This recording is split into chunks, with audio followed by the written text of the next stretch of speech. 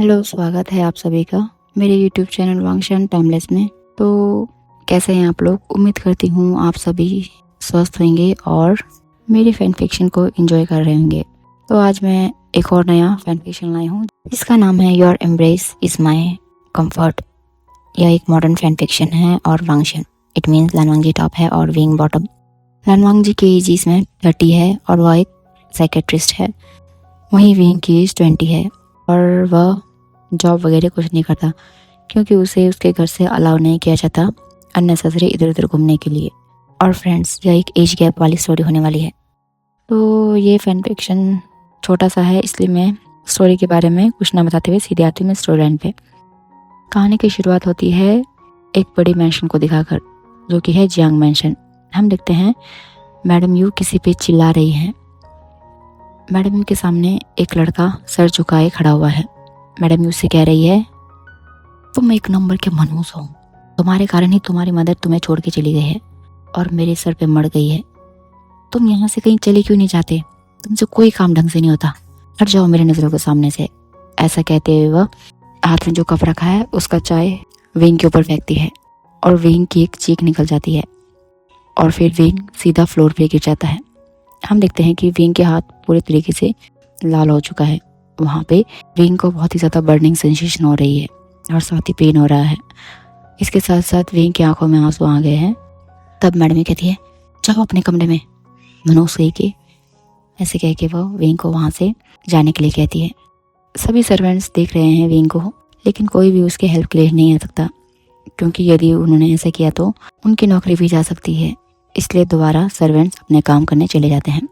वहीं हम देखते हैं विंग धीरे धीरे उठता है और फिर यांग मैंशन से होता हुआ पीछे एक स्टोर रूम टाइप है वहाँ पे जाता है। हम देखते हैं ये स्टोर रूम ज़्यादा बड़ा नहीं है। मुश्किल से इसमें एक चारपाई है जो कि बहुत टूटी फूटी है और साथ ही साथ थोड़े बहुत ओढ़ने के लिए एक या दो कंबल है जो कि बहुत पुराने हैं। उसी के साथ साथ एक पुराना सा मेज़ है यानी कि टेबल, और कुछ टूटे फूटे सामान वहाँ पे रखे हुए हैं। विंग दरवाज़ा खोलकर अंदर जा चुका है और वह सीधा बेड पे बैठ जाता है। उसके आंखों से कंटिन्यूस आंसू निकल रहे हैं और अब विंग फिर अपने हाथों को देखता है। तो हम देखते हैं अब विंग के हाथों में ब्लिस्टर बन चुके हैं और उनमें पूरा पानी भर चुका है। विंग को इसमें बहुत पेन हो रहा है, साथ ही साथ बहुत बर्निंग सेंसेशन हो रही है। विंग इधर उधर देखता है तो उसे अपना फर्स्ट एड किट बॉक्स दिखाई देता है। विंग उसके पास जाता है और फिर उसमें से एक ऑइंटमेंट निकालता है। ऐसा लगता है मानो विंग के साथ ये फर्स्ट टाइम नहीं हुआ है।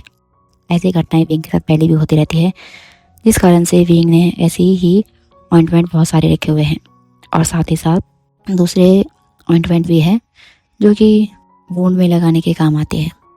हम देखते हैं विंग ने वो ट्यूब लिया है और अपने हाथ में अप्लाई कर रहा है। साथ ही साथ उसने अपना स्लीव ऊपर किया तो हमें पता चलता है कि विंग के शरीर में बहुत सारे निशान हैं। लगता है मानो विंग को चाबुक से मारा गया हो। उसके शरीर में जगह जगह पे निशान है, ऐसी जगह पे जहाँ पे हम यूं ही नहीं देख सकते। उसके लिए विंग को अपने जो है क्लोथ्स उतारने पड़ेंगे। विंग थोड़ी देर ऐसे ही बैठता है और फिर बाद में बिस्तर पे लेट जाता है और अपनी आंखें बंद कर लेता है। वहीं हम देखते हैं एक मेंटल हॉस्पिटल का सीन। उसमें लानवांग जी जो कि साइकेट्रिस्ट है, वह पेशेंट्स को देख रहा है, यानी कि उसकी ओपीडी चली हुई है, वो पेशेंट को देख रहा है और उनको डायग्नोस करके उन्हें भेज रहा है। इतने में हम देखते हैं लान शिशन का कॉल आता है। लानवांग जी कॉल रिसीव करता है और कहता है हेलो। सामने से आवाज़ आता है, हेलो वांग जी। तो वांग जी कहता है हाँ जी गगा। तब लानशियन कहते हैं आज तुम्हें अंकल ने घर में बुलाया है। तब लानवांग जी कहता है गगा, मैंने कितनी बार कहा है मुझे शादी नहीं करनी है। इतना कह के लानवांग जी कॉल कट कर देता है। फिर लानवांग जी कुछ सोचता है और दोबारा पेशेंट के साथ बातें करना स्टार्ट कर देता है। ये सीन नहीं कट होता है। हम देखते हैं अगला दिन हो चुका है। विंग की नींद खुलती है तो पता चलता है कोई दरवाजे पे बहुत जोर जोर से नॉक कर रहा है। विंग दरवाज़ा खोलता है तो सामने एक सर्वेंट है। वो कहती है विंग जल्दी करो, मैडम जी के उठने से पहले तुम अपना काम खत्म कर दो, अदरवाइज तुम जानते हो। विंग अपना सर हिलाता है और फिर सीधे जाता है वॉशरूम में, थोड़ा बहुत नहा धो के वो वापस आता है। और जैसे ही वो किचन में काम करने वाला होता है तभी जो घर की ओल्ड सर्वेंट है वो विंग का हाथ देखती है और कहती विंग तुम्हें तो बहुत लगी है, तुम्हारे हाथ में तो ब्लिस्टर है, तुम कैसे काम करोगे? तब विंग उस ओल्ड सर्वेंट से कहता है आंटी कोई बात नहीं, मैं कर लूँगा। ऐसा कह के वह धीरे धीरे मैडम यू के लिए कॉफ़ी बनाने लगता है। कॉफ़ी बन जाने के बाद विंग कहता है, लेकिन प्लीज़ आज देने आप लोग चले जाना। वो बेचारी पुरानी जो सर्वेंट है वो कहती है ठीक है मैं दे दूँगी। ऐसे करके वह विंग को बाकी काम में लगाती है और फिर खुद मैडम यू को कॉफ़ी देने चली जाती है। हम देखते हैं मैडम यू किसी से फ़ोन में बात कर रही है। सामने से वो पर्सन कहता है, मैं जानता हूँ तुम्हारा जो ये ऐशो आराम है वो बस दिखावा है।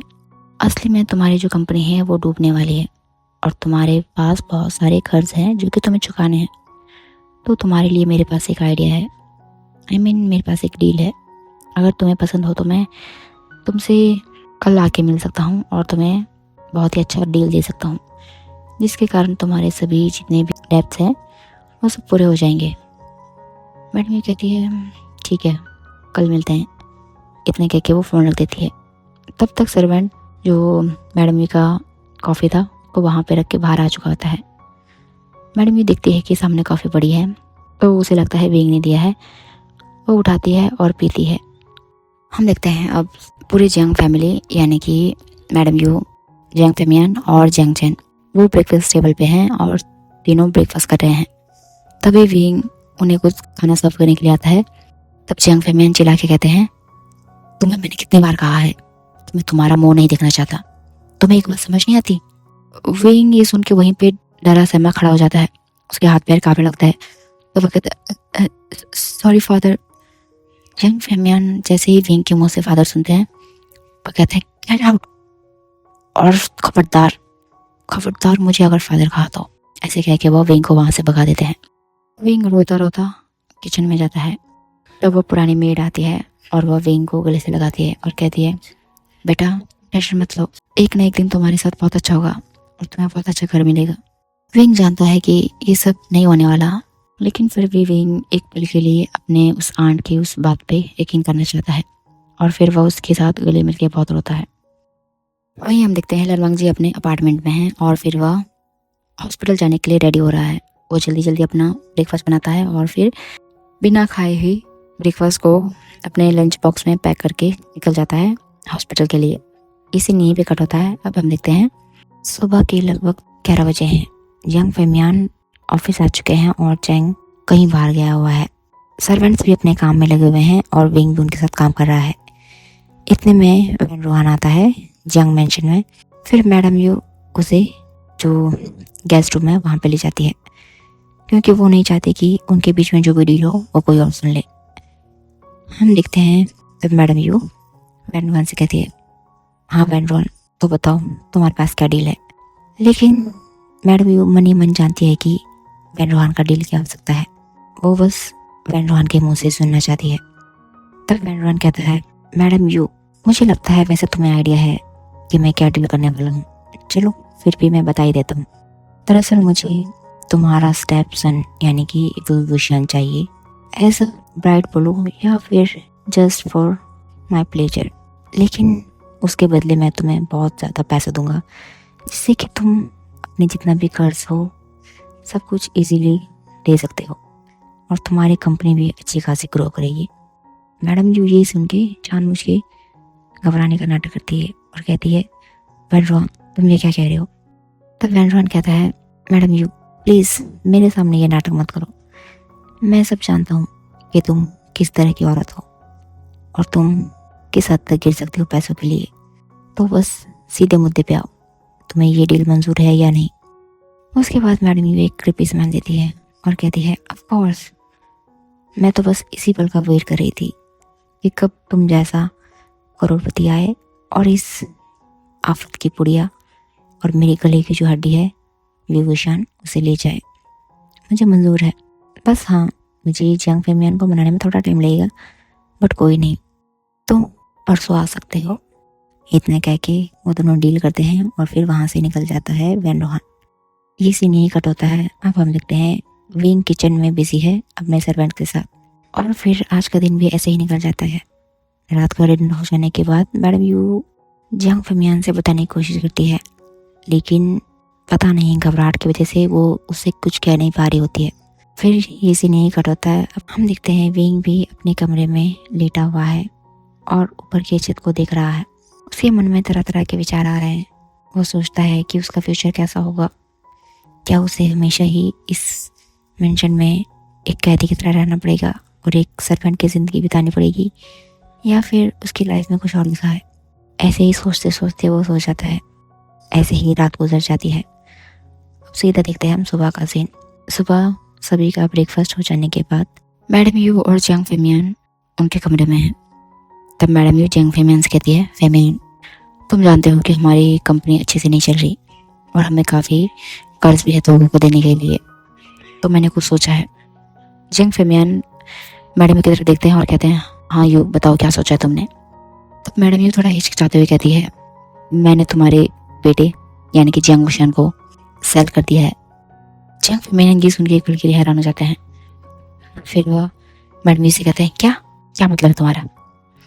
तब मैडम यू कहती है, वैसे भी तुम्हारा बेटा कुछ काम का तो है नहीं, कुछ काम तो करता है नहीं, वो बस यहाँ पर फ्री का खाता रहता है, तो मैंने उसको सेल कर दिया है वैन वान को। इसके बदले वो हमें बहुत अच्छी खासी रकम दे रहा है, जिससे कि हम अपने सारे डेप्ट चुका लेंगे। और फेमियन तुम सोचो, तुम्हारी कंपनी भी अच्छे से ग्रो करेगी। ये अच्छा मौका है हमारे पास एक यूजलेस को अच्छे से यूज़ करने का। जंग फेमियन कहते हैं, कब आएगा वैसे वो। तब मैडम कहती है, कल दोपहर को 2 बजे आएगा, और हाँ उसने बोला है कि कल वो सारे पैसे दे देगा। और साथ ही साथ ऐसे कह के मैडम यू चुप हो जाती है। तब जंग फेमियन कहते हैं, यू साफ साफ कहो क्या कहना चाहती हो। तब मैडम कहती है कि कल उसने कहा है कि वो यहीं पे एक बार विंग को अपने साथ, इतना कह के वो चुप हो जाती है। जंग फेमियन समझ जाती है कि क्या कहना चाहते हैं।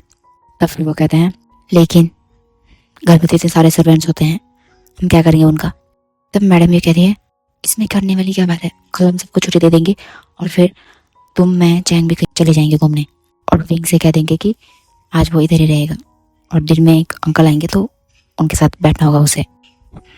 तब जैंग पेमैन कहते हैं, ठीक है। ऐसे कह के जैंग पेमैन फिर थोड़ी देर में अपने ऑफिस के लिए निकल जाता है। मैडम यू बहुत ही क्रिपी सा स्माइल करती है और कहती है, वी वुशान बहुत जल्द मैं तुमसे छुटकारा पा लूंगी। ऐसे कह के वो एक डेविल स्माइल करती है। वहीं हम देखते हैं विंग अभी किचन में है। उसने किचन का सारा काम कर दिया है बाकी के सर्वेंट के साथ। सभी सर्वेंट्स विंग के साथ बहुत अच्छे से रहते हैं और सभी जानते हैं कि विंग यहाँ का सर्वेंट नहीं है, जबकि जैंग फेमियन का ही खुद का बेटा है। बट जैंग फेमियन उसे बिल्कुल बेटे की तरह ट्रीट नहीं करते, वो उससे नफरत करता है। विंग का भी खाना हो जाने के बाद वो थोड़ी देर के लिए रेस्ट करने चला जाता है अपने कुटिया में, यानी कि अपने छोटे से घर में। विंग अभी लेटा ही था, तभी उसके दरवाजे में बहुत जोर से नॉक होता है। विंग दरवाजा खोलता है तो दिखता सामने मैडम यू है। विंग मैडम यू को देख के डर जाता है और फिर अपनी आंखें नीचे कर देता है।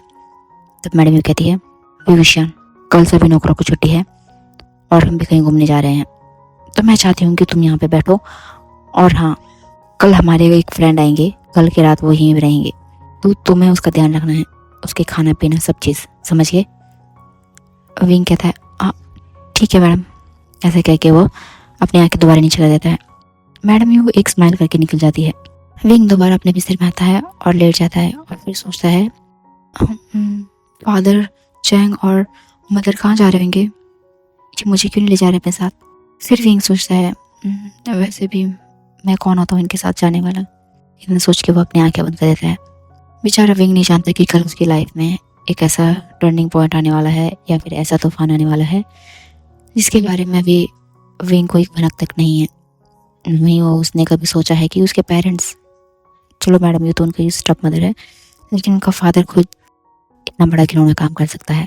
यही सीन हमारे यहीं कट होता है। अब हम देखते हैं रात का टाइम है और सभी लोग डिनर करके अपने कमरे में जा चुके हैं। विंग भी खाना खाने के बाद अपने कमरे में आ जाता है। इतनी ही देर में मैडम यू वहाँ आ जाती है और फिर वह विंग से कहती है, सुनो विविशन, कल यहाँ पे वैसे भी कोई नहीं होगा, तो तुम हमारे जो रूम के बगल में एक रूम है तो वहाँ पे रह सकते हो। विंग हैरान हो जाता है। फिर विंग जाने वाला होता है तब मैडम कहती है, अभी तुम यहीं रहो, कल 10 या 11 बजे शिफ्ट हो जाना। फिर विंग कहता है, मदर लेकिन क्यों। तब मैडम ये कहती है, ताकि अगर मेरे फ्रेंड को कोई भी प्रॉब्लम हुई तो मैं इजीली बता सकता है। विंग अपना सर हिलाता है और कहता, ठीक है मैम। इतना कह के वो अपने कमरे में बैठ जाता है। मैडम यू डबल स्माइल करते हुए निकल जाती है।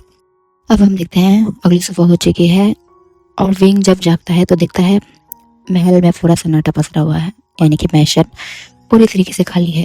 न वहाँ पे कोई सर्वेंट है, न उसकी खुद की फैमिली। विंग आता है, अपने लिए कुछ बना के खाता है और उसके बाद वो सीधा चल जाता है उस रूम में।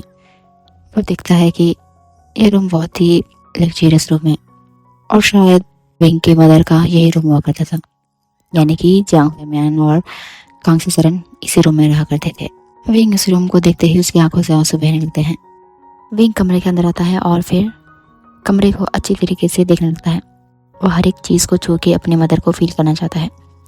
तभी विंग की नज़र पड़ती है एक बहुत पुराने अलमीरा पे।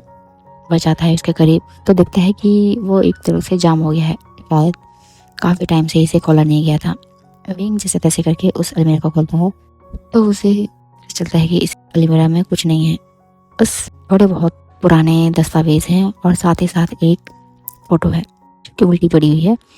विंग इस फोटो को उठाता है तो दिखता है वहाँ पे एक बहुत ही सुंदर सी महिला का फोटो है। एक बहुत ही सुंदर लेडी का पिक है जो शायद प्रेग्नेंट है और साथ ही साथ उसके यंग फेमियन है। तो विंग समझ जाते हैं कि ये और कोई नहीं, ये उसकी मदर है। वह उस फोटो को लेता है और फिर उसे बहुत प्यार से देखता है और उस पर एक किस करके उस फोटो को अपने जीन्स के पॉकेट में डाल देता है और फिर दरवाज़ा यानी कि वो अलमीरा है दोबारा से अच्छे से बंद कर देता है ताकि किसी को पता ना चले कि उसने यहाँ पे थोड़ी बहुत जांच की थी। विंग ऐसे ही बैठ जाता है और फिर वह अपने मदर को याद करते हुए सोचने लगता है। तभी दरवाजे में नॉक होती है, मीन्स जो मेन गेट है वहाँ पे नॉक होता है। विंग भागा भागा जाता है और दरवाजे को खोलता है तो देखते हैं वहाँ पे कोई नहीं, वैन रूहान है जो कि उसे बहुत ही गंदी नज़रों से देख रहा है, ऐसी नज़र जिससे कि हर किसी को अनकंफर्टेबल फील हो। विंग उन्हें बो करता है और उसके बाद उन्हें कहता है अंदर आए अंकल अंकल। फिर वैन रूहान एक क्रिपी स्मेल करता हुआ अंदर आता है और फिर आके सीधा सोफे पे बैठ जाता है। विंग सीधा जाता है किचन में और फिर वैन रूहान के लिए पानी ले आता है। वैन रूहान पानी पीता है और फिर उसे कहता है मेरा रूम कौन सा है। अब विंग को पता नहीं कि उसे कौन से रूम में ले जाना है। तब उसे याद आता है कि मैडम के मीन्स जो विंग का रूम अभी उसे मिला है उसके साथ ही एक और रूम है जो कि मैक्सिमम गेस्ट को दिया जाता है। तो विंग उसे वहीं ले जाने लगता है। विंग वहाँ से जा ही रहा होता है, मीन्स उस कमरे से पहुँच के जा ही रहा होता है, तभी वैन रूहान उसका हाथ पकड़ लेता है और कहता है तुम कहाँ जा रहे हो। विंग कहता है अंकल मैं कॉफ़ी बनाने जा रहा हूँ। वैन रूहान कहता है ठीक है जल्दी आओ। फिर विंग का हाथ वो छोड़ देता है तो विंग भागा भागा जाता है। विंग को खुद के लिए बहुत अजीब लग रहा था, उसे खुद पे यकीन आ रही थी कि कैसे उस आदमी ने उसका हाथ पकड़ा। उसे लग रहा था कि वो जाए और अपने शरीर को रगड़ रगड़ के धोए ताकि उसने जितना भी हाथ या फिर जो भी बॉडी का पार्ट जो है उसको वो अच्छे से साफ कर सके। लेकिन विंग आंखों में थोड़ी बहुत आंसू लिए जाता है और कॉफ़ी बना के डरता सहमा वैन रूहान के कमरे में जाता है। वो कॉफ़ी रख के निकलने ही वाला था तभी विंग देखता है कि वैन रूहान टॉवल लपेटे हुए वॉशरूम से बाहर निकल रहा है। जो विंग को ज़्यादा देख कहता है रुको विंग मुझे कुछ काम है तुम्हारे साथ। विंग डर जाता है वैन रूहान के मुंह से ऐसी बातें सुन के। विंग हाथ को मसलते हुए वहीं खड़ा रहता है। तो वैन रूहान आता है और फिर विंग को सीधा वो बिस्तर पे धकेल देता है। विंग कहता है अंकल क्या करें आप। तो वैन रूहान कहता है क्या करना, मैं अपने पैसे वसूल रहा हूँ, क्या तुम्हें नहीं पता। तो विंग कहता है क्या क्या मुझे नहीं पता। तो वैन रूहान कहता है कि हमारे पेरेंट्स ने तुम्हें बेच दिया है मेरे लिए, अब तुम बस एक। विंग के इतना सुनते ही आंखें बड़ी बड़ी हो जाती है और वह अपने पॉकेट में हाथ डालता है और फिर सीधा कॉल लगाता है मैडम जी को। मैडम भी पहले बारे में कॉल नहीं उठाती नहीं है। वैन रूहान उसे देख रहा होता है और कहता है चलो तुम अपने पेरेंट्स से ही पूछ लो। इतना कह के वो वहीं पे खड़ा रहता है। विंग का कॉल अब लगता है, यानी कि मैडम उठाती है तो कहती है हाँ विशान क्या हो तुम्हें, तुम क्यों डिस्टर्ब कर रहे हो हमें। तो विंग कहता है मदर ये अंकल क्या कह रहे हैं, क्या सच कह रहे हैं। अब मैडम ये कहती है सच कह रहे हैं वो, हमने तुम्हें बेच दिया है। तुम्हारे फादर और मैंने डिसाइड किया है कि तुम यूजलेस हो, वैसे भी तुम कुछ काम नहीं करते, तो हमने सोचा क्यों ना तुम्हें बेच के हम अच्छी खासी रकम ले ले। अब से और आज से वैन रूहान तुम्हारा मास्टर है, तुम इसके हाथ के कठपुतली हो, हमने तुम्हें इसे बेच दिया है और दोबारा कॉल करने की हिम्मत मत करना। इतना कह के वो कॉल कट कर देती है। लेकिन शायद किसी टेक्निकल एरर की वजह से वो कॉल कट नहीं हुआ होता है। फिर इतना सुनते ही वैन रोहान दोबारा विंग के पास आने लगता है और कहता है, देख लिया तुमने, अब क्या कहना चाहते हो? मैंने जो पैसे दिए हैं मैं तो वसूलूंगा ही। अब से तुम केवल एक प्लेजर के टॉय हो मेरे लिए। तुम्हारा काम है मुझे प्लेजर करना, मुझे प्लेजर दिलाना और मुझे अच्छी तरीके से सेटिस्फाई करना, समझे? इतना कह के वो विंग को दोबारा से बिस्तर पे लेटा देता है और फिर उसके ऊपर आने लगता है। विंग अपना हाथ छुड़ाने की कोशिश करता है उससे, लेकिन विंग उसके कैसे आज़ादी नहीं हो पा रहा होता है। तभी वैन रोहान विंग को एक जोर से थप्पड़ मारता है, जिस कारण से विंग के हाथ में रखा फ़ोन उसके हाथ से छूटकर सीधा फ्लोर पे गिर जाता है और उसके साथ ही विंग के लेफ्ट लिप्स पे हल्का सा कट लग जाता है और वहाँ से हल्की हल्की ब्लीडिंग होने लगती है। लेकिन विंग फिर भी जैसे तैसे करके बेड से उठ जाता है और फिर वह जाने ही वाला होता है। वैन रोहान उसका पैर खींच लेता है, जिससे कि विंग सीधा गिर जाता है। गिरते टाइम वह टेबल से टकरा जाता है। टेबल से टकराने की वजह से टेबल के ऊपर जो फ्लावर वेस रखा होता है वो नीचे गिर जाता है। विंग उसको हाथ में उठा लेता है और कहता है, मेरे पास मत आना, नहीं तो मैं तुम्हें मार दूंगा। वैन रोहान क्रीपी स्माइल करता है और कहता है, अच्छा मेरे पास इतनी हिम्मत है कि तुम वैन रोहान को मार सको, चलो आजमा लो। इतना कह के वो धीरे धीरे विंग के पास आने लगता है। विंग कहता है, मैं कह रहा हूँ मैं मार दूंगा तुम्हें। वैन रोहान कहता है, तुम्हारे पास दो ही ऑप्शन है, या तो तुम मुझे मारो तब तुम यहाँ से भाग सकते हो, या फिर तुम्हें हमेशा के लिए मेरा मिस्ट्रेस बन के रहना होगा, हमेशा हमेशा के लिए। इतना कह के वो फिर वैन रोहान एक क्रीपी स्माइल करता है और अपने हाथों को बढ़ाता है विंग के हाथ को पकड़ने के लिए। मैं विंग उसी फ्लावर वेस से सीधा वैन रोहान के सर पे वार करता है और एक ही पल में वैन रोहान के सर से उनकी धारा बहने लगती है और वैन रोहान सीधा विंग के साइड में गिरता है। विंग ये देख के घबरा जाता है, वो सीधा वो फ्लावर वेस छोड़ देता है और वह फ्लावर वेस दोबारा उसी मोबाइल के ऊपर गिरता है, जिसके बाद हम देखते हैं वो मोबाइल टोटली बंद हो चुका है, यानी कि उसका स्क्रीन पूरा ब्लैक हो चुका है। हम देखते हैं विंग बहुत घबरा गया है, जिसके कारण वो धीरे धीरे पीछे हटके दीवार से सट जाता है और फिर अपने हाथों को देखने लगता है जिसमें कि खून लग चुका है। विंग बहुत डर जाता है, उसे समझ नहीं आ रहा कि वो क्या करे। वो रोने लगता है और फिर उसकी नज़र जाती है उसके फ़ोन में। विंग जल्दी से अपना फ़ोन उठाता है और फिर देखता है कि विंग के फ़ोन का स्क्रीन पूरी तरीके से चकनाचूर हो चुका है। लगता है शायद वो फ़ोन बिल्कुल ही यूज़लेस हो चुका है। वैसे तो पहले से वो यूज़लेस था, उसमें बस थोड़ी बहुत बात हो पाती थी, लेकिन अब तो शायद वो भी नहीं हो पाती। वो फ़ोन उठाता है और फिर अपने फ़ोन को ऑन करने का ट्राई करता है ताकि वो अपने लिए किसी से हेल्प मांग सके, लेकिन उसका फ़ोन पूरी तरीके से डेड हो चुका है। वो ऑन होने का नाम ही नहीं ले रहा। विंग हड़बड़ाहट में उठता है और फिर अपने फ़ोन को चार्ज करने के लिए, यानी कि जैसे उस रूम से बाहर निकलने लगता है, तभी वो दरवाज़ा खोलता है तो देखते हैं सामने मैडम यू और जियांग फेमियान जियांग चेन है और तीनों अंदर का नज़ारा देख के घबरा जाते हैं। तब जियांग फेमियान एक थप्पड़ मारता है विंग को, वो सीधा दोबारा उस कमरे के अंदर गिर जाता है। ये सीन यही कट होता है। अब हम देखते हैं ठीक आधे घंटे बाद का सीन। हम देखते हैं विंग को पुलिस वालों ने हैंडकफ लगा दिया है और साथ ही साथ जो इकलौता प्रूफ है, यानी कि फ्लावर वेस, उसे भी उन्होंने एक सेफ पॉलिथीन में रख लिया है ताकि फिंगरप्रिंट्स खराब ना हो जाए। वहीं साथ ही उन्होंने फोरेंसिक की टीम बुलाकर रूम के आसपास, मीन्स रूम के इनसाइड में जितने भी फिंगरप्रिंट्स थे विंग और वैन रोहान के, उसे भी ले लिया है। अब वो विंग को अपने साथ ले जा रहे हैं। विंग एक जिंदा लाश की तरह उनके साथ चल रहा है। ऐसा लगता है मानो उसकी शरीर तो है लेकिन उसमें आत्मा कहीं खो सी गई है। उसके चेहरे में किसी भी तरह के भाव नहीं है। ऐसा लगता है मानो अब बस शरीर शरीर रह गया है। उसकी भावनाएं मानो जैसे मर गई हो या फिर ख़त्म हो गई हो, या फिर ऐसा जैसे कि कभी वो एग्जिस्ट ही ना करती हो इस दुनिया में। ये से नहीं कट होता है। अब हम देखते हैं विंग पुलिस स्टेशन में है और उससे हज़ारों क्वेश्चन किए जा रहे हैं कि उसने वैन रोहान को क्यों मारा, कैसे मारा, मारने के पीछे उसका मकसद क्या था, उसने किसी ने प्रेशराइज किया था या फिर किसी ने पैसे दिए था, या फिर ऐसे ही दुनिया भर के क्वेश्चन। लेकिन विंग ऐसा लगता हो मानो उसका इन बातों में ध्यान ही ना हो। वो किसी भी चीज़ का आंसर नहीं करता, बस अपने डेरे से में और हार खाई हुई आंखों से उनकी तरफ देखते रहता है। तभी एक पुलिस वाला कहता है, वी वुशियान, समझ क्यों नहीं रहे हो? यदि तुम हमें कुछ नहीं बताओगे तो इसका मतलब यही होगा कि तुम ही गुनहगार हो, तुमने ही उसे मारा है। ये सुनकर दूसरा पुलिस वाला कहता है, इसके बोलने या ना बोलने से क्या होता है? प्रूफ तो हमारे पास है, इट मीन्स इसने ही मारा है और इसके लिए हमें और सबूत की ज़रूरत नहीं है। हो सकता है इसने इसको पैसे के लिए मारा हो।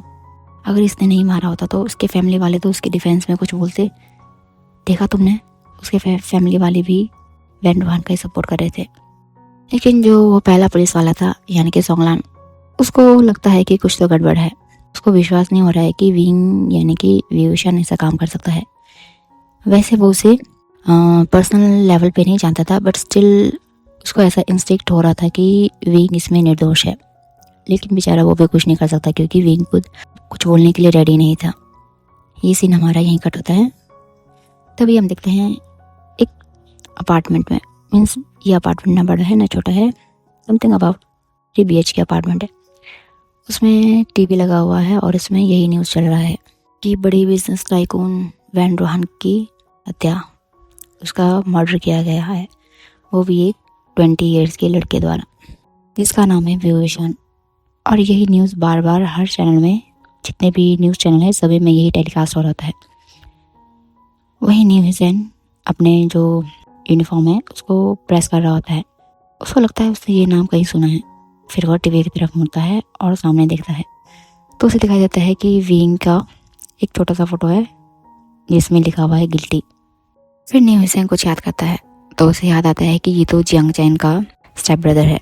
एक्चुअल में जियांग चैन का जो है एंगेजमेंट वो निमिंजी से होकर रखी है। इसी कारण से नेहुसेन उनके फैमिली को जानता है और फिर रिश्ते के दौरान उन्होंने विंग को एक बार देख लिया था, जो कि मैडम ये चाहती थी ना देखे, बट स्टिल समहाउ वो उसे देख लेता है। तब नेहुसेन ने मैडम यू से पूछ लिया था। तब मैडम यू ने ना चाहते हुए भी झिझकते हुए बताया कि ये उसका स्टेप सन है, तो इसीलिए नेहुसेन को विंग के बारे में पता है। लेकिन नेहुसेन को जितना विंग के बारे में पता है या फिर उसने जितना उसको ऑब्जर्व किया था, उसे इतना तो उसे पता है कि ये लड़का इतना बड़ा काम या फिर ऐसा काम बिल्कुल नहीं कर सकता, क्योंकि वो तो बहुत ही शांत और हार्ड वर्किंग है। और मैडम यू के डांट सुनने पे भी वो कुछ नहीं कहता, क्योंकि उसने कई बार मैडम यू को विंग को डांटते हुए इवन के मारते हुए भी देख लिया था। लेकिन बात वही है ना कि वो अपने फैमिली मैटर नहीं है, इसलिए वो उसने कुछ भी उसके अगेंस्ट कुछ भी बोला नहीं। लेकिन वो सोचता है कि नहीं, ऐसा नहीं हो सकता। अगर विंग निर्दोष हो तो मैं एक निर्दोष को सज़ा का हकदार नहीं बना सकता, मुझे कुछ करना होगा। ऐसा कह के वो जल्दी जल्दी रेडी होता है और फिर सीधा चला जाता है पुलिस स्टेशन में, जहाँ पे कि विंग को रखा गया है।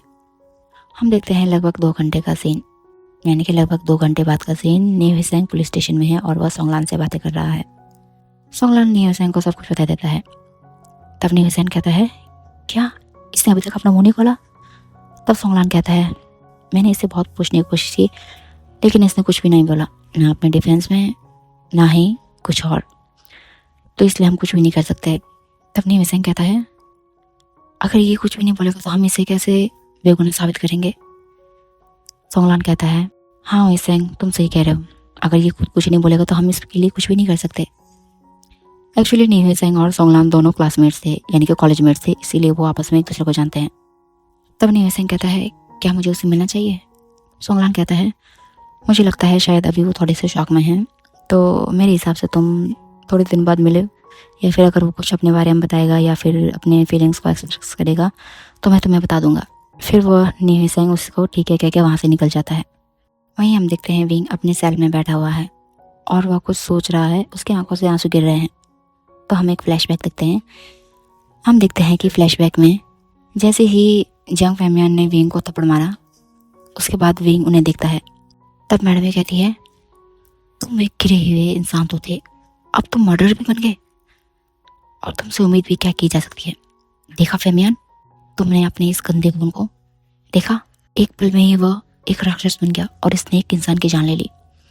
तब विंग अपना मुंह खोलता है और कहता है, मगर वो मेरा फ़ायदा उठाने की कोशिश। इतने में मैडम कहती है, चुप, उसने तुम्हारे लिए पैसे दिए थे तो उसका इतना तो हक बनता था ना तुम पे, इसके लिए तुम्हें उसको मारने की क्या जरूरत थी? तब मैडम कहती है, और हाँ, खबरदार अगर तुमने पुलिस को या किसी को ये बात बताई कि हमने वैन रोहन से पैसे लिए थे और तुम्हें उसे बेचा था। और खैर अगर तुम कह भी दोगे तो कोई तुम पे क्यों विश्वास करेगा। एक ऐसे इंसान पे कोई कैसे विश्वास कर सकता है जिसने कि खुद ही किसी इंसान को मारा हो। तुम्हारे कहने से हमारा कुछ भी नहीं बिगड़ने वाला, कोई भी तुम पे विश्वास नहीं करेगा विभूषण।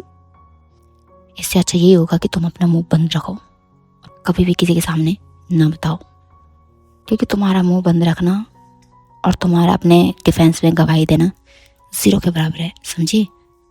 तब जियांग फैमियन भी कहते हैं तुमने आज तक मेरे लिए कुछ नहीं किया, बस यही कर दो कि तुम अपना मुंह बंद रखना।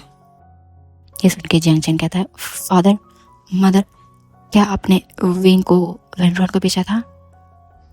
मैडम यू जियांग चैन की तरफ देखती है और उसके बालों पे हाथ सहलाते हुए कहती है चैन तुम्हें टेंशन लेने की जरूरत नहीं है, और वैसे भी ये तो यूजलेस है, इसे हमने बेच दिया और थोड़े से पैसे ले लिए इसके बदले, तो इसमें कौन सी बड़ी बात है, तुम टेंशन मत लो मेरा बच्चा। चैंग अपने मदर का हाथ अपने सर से हटाता और कहता है नहीं मदर ये गलत है। हाँ बेशक मैं विंग को पसंद नहीं करता, लेकिन मैंने कभी उसका इतना बुरा नहीं चाहा कि मैं उसे बेच दूँ या फिर उसके नाम से पैसे कमाऊँ।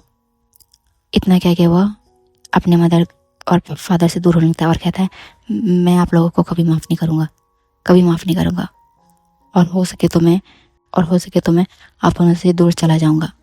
और विंग की सच्चाई भी इतना का होता है। तभी जियांग फैमियन जियांग चैन से कहते हैं चैंग अगर तुमने ऐसा करने की सोची भी तो सोच लेना, विंग अगर पुलिस स्टेशन से बच भी जाए तो बाहर नहीं बच पाएगा मुझसे, मैं उसे मार दूंगा जान से, और मैं एक पल के लिए भूल जाऊंगा कि वो मेरा अपना खून था। इस टाइम जियांग फैमियन की आंखें बहुत लाल हो जाती है। चैंग अपने फादर से एक पल के लिए डर जाता है और वह बिना कहीं ही अपने रूम में भाग जाता है। विंग भी अपने फादर का ये रूप देख के डर जाता है, क्योंकि उसे आप अपने स्टेप मॉम से ज़्यादा अपने एक्चुअल फादर से डर लग रहा है, और वह सुन हो के बस उनकी बातें सुनते रहता है। तभी जियांग फैमियन विंग के सामने आते हैं और उसके बालों को अपने हाथ से पकड़ते हुए कहते हैं मेरी अगर तुमने रेपुटेशन खराब करने की कोशिश की तो याद रखना मैं भूल जाऊंगा कि तुम मेरे बेटे हो, ठीक है। ऐसा कह के वो उसके बाल को जोर से झटकता है और फिर अपने कमरे में चला जाता है। इसके बाद वही होता है, विंग रोता रहता है, और फिर आधे घंटे के बाद जैसे ही उन दोनों मियाँ बीवी को पता चलता है कि पुलिस आने वाले हैं तो वहाँ पे आ जाते हैं और फिर पुलिस के सामने गवाही देते हैं कि विंग ही कल्प्रिट है, विंग ने जानबूझ के वैन रोहन का पैसा लूटने के लिए उसे मारा था। उन्होंने कई बार विंग को वैन रोहन के साथ देखा भी था, क्लब में जाते हैं, ये सब मतलब वो वाला फलाना ढिमकाना जितना भी गत बकना था विंग के बारे में, उसके कैरेक्टर पे सवाल उठाना था, वो सब कह देते हैं। ये सीन हमारे यहीं कट होता है, ये फ्लैशबैक यहीं एंड होता है। हम देखते हैं विंग की आंखों से कंटिन्यू आंसू बह रहे हैं। विंग को अब ऐसा लगता है कि उसकी लाइफ में अब कुछ नहीं बचा, क्योंकि फैमिली के नाम पे बस उसके एक फादर थे जिससे उसे थोड़ी उम्मीद थी, लेकिन उसने तो अब अपने फादर का वो अलग ही रूप देखा है, जिससे कि उसको तो अब डाउट हो रहा है कि उसकी मदर ने उसकी मदर एक्चुअल उनका डेथ हुआ था या फिर उनका कोई मर्डर किया गया था।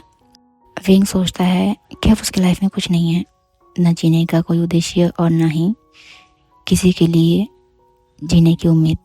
तो वो एक बहुत ही हार्ड डिसीजन लेता है। वो डिसीजन लेता है अपने आप को इस दुनिया से मुक्ति दिलाने का, यानी कि खुद को ख़त्म करने का।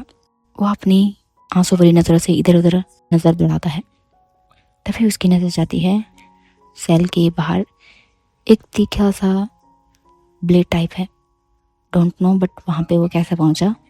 वो उसे उठाता है और फिर अपने हाथ का नस काटने ही वाला होता है, इतने में एक हवलदार उसे देख लेता है और वो चिल्लाता है चे रुको, और वो दौड़ा आता है और जल्दी जल्दी सेल का लॉक खोल के अंदर जाता है और विंग का हाथ पकड़ लेता है और कहता है तुम पागल हो, क्या कर रहे हो तुम जानते भी हो आत्महत्या करना कितनी बुरी बात है।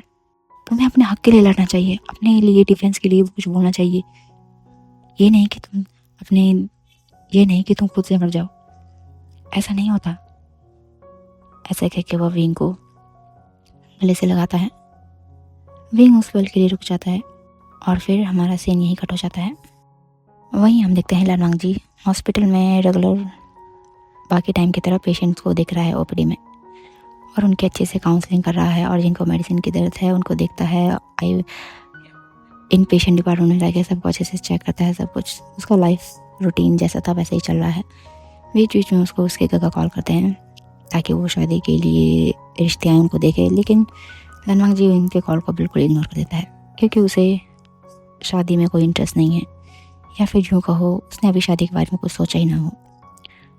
ये सीन यही कट होता है। अब हम देखते हैं ऐसे ही करते ऑलमोस्ट 1 वीक बीत चुका है और विंग अपनी सेल में बैठा हुआ है। तभी उसको वही चीज़ दोबारा याद आती है, पुराने जख्म उसके दोबारा से उसके दिमाग में ताज़ा हो जाते हैं। जैसे ही उसे दोबारा ये याद आती है उसका पुराना थॉट फिर से ट्रिगर हो उठता है, यानी कि फिर से उसे अपने आप को मारने की अर्ज होती है। वो सोचता है कि वो इस संसार को त्याग दे और ऐसे ही वह बेचैन होता है और फिर यहाँ वहाँ देखने लगता है। दूर से वही हवलदार उसे घूर रहा होता है, क्योंकि जब से विंग ने ऐसी हरकत की थी, यानी कि उसने खुद को मारने की कोशिश की थी, तब से वह विंग पे हर दम नजर रखता था। लेकिन उसने 1 हफ्ते में कुछ भी ऐसा अनयूजुअल महसूस नहीं किया था। लेकिन आज उसे विंग का रूप फिर से वही वैसा वाला लग रहा है जो कि उसने 1 हफ्ते पहले दिया था, इसलिए वह अलर्ट बैठा हुआ है। वही हम देखते हैं विंग हर जगह कुछ ना कुछ ढूंढता है, लेकिन उसे कुछ भी कहीं नहीं मिलता। फिर अचानक उसे कुछ याद आता है, वो अपने पॉकेट में हाथ डालता है और वही फ़ोन निकलता है जो फ़ोन की उसका टूट चुका है। विंग उस फ़ोन को ध्यान से देखता है और फिर उस फ़ोन का जो स्क्रीन गार्ड होता है उसे निकालता है, और शायद ये स्क्रीन गार्ड थोड़ा ग्लास टाइप का है, हार्ड, तो उसके पीसेस अलग हैं, तो उसमें से एक बड़ा पीस निकालता है वो, बाकी फ़ोन को अपने पॉकेट में डाल देता है। फ़ोन उसका ऑलरेडी उसका जो फ़ोन का एक्चुअल स्क्रीन है वो भी काफ़ी ज़्यादा चकनाचूर हो चुका है। फिर विंग स्क्रीन गार्ड के उस पीस को बहुत ही अलग तरीके से देख रहा होता है और फिर वह एक ही पल वह उस स्क्रीन गार्ड को अपने बाएं रिस्ट में धीरे धीरे अंदर डालने लगता है, यानी कि अपने शरीर को, अपने नस को काटने की प्रयास करने लगता है। इतने में वह हवलदार दोबारा से भागा भागा आता है और फिर जल्दी जल्दी लॉक खोल के विंग के हाथ से उस स्क्रीन गार्ड को दूर फेंक देता है। तब देखते हैं कि विंग के हाथ से ब्लड निकल रहा है। वह हवलदार विंग को हिलाते हुए कहता है कि तुम्हारी दिक्कत क्या है, क्या हो रहा है तुम्हारे साथ, तुम क्यों खुद की जान लेना चाहते हो? तुम्हें पता भी है तुम क्या कर रहे हो? खुद को सजा देने के बजाय उन लोगों का क्यों नहीं बुरा करना चाहते जिसने तुम्हारे साथ बुरा किया है? हाँ बताओ। विंग आज बिना कुछ बोले फूट फूट के रोता है। वह बहुत देर तक रोता ही रहता है। उसके बाद वह बस इतना ही कहता है, मैं हार चुका हूँ सबसे। इतना कह के वह चुपचाप से दोबारा खामोश हो जाता है, जैसे वो हमेशा रहा करता था। ऐसा लगता है उसको देख के जैसे अभी कुछ हुआ ही ना हो, जैसे ही थोड़ी देर पहले उसने कुछ भी ऐसी हरकत ना करी हो, मतलब बिल्कुल नॉर्मल, जैसे पहले वो यानी कि 1 हफ्ते से रहा करता था। ये देख के वह हवलदार हैरान परेशान हो जाता है। तो वह सोचता है कि मुझे सर को बताना होगा। मुझे लगता है शायद इसके दिमाग में थोड़ी सी प्रॉब्लम आ गई है, या फिर वो अपने ही इमोशन को छुपा रहा है जिस कारण से ये ऐसी ऐसी हरकतें कर रहा है। इतना सोचकर वह हवलदार विंग को थोड़ा सा कंसोल करके वहाँ से निकल जाता है और सीधा जाता है सोंगलान के पास। और वह सोंगलान से कहता है, सर मुझे लगता है कि विभूषण उसकी थोड़ी सी दिमागी हालत ख़राब है। सोंगलान उस हवलदार को ध्यान से देखता है और कहता है, क्या मतलब तुम्हारा? अब वह हवलदार सोंगलान को सब कुछ बता देता है कि उसने 2 बार ऑलरेडी सुसाइड करने की, यानी कि आत्महत्या करने की कोशिश की है। तो सोंगलान कहता है, ठीक है, इट मीन्स हमें उसे असाइलम में भेजना होगा। ठीक है, मैं पेपर रेडी करवाता हूँ न्यू सेंग से, कह के ऐसा कह के वो उसे भेज देता है।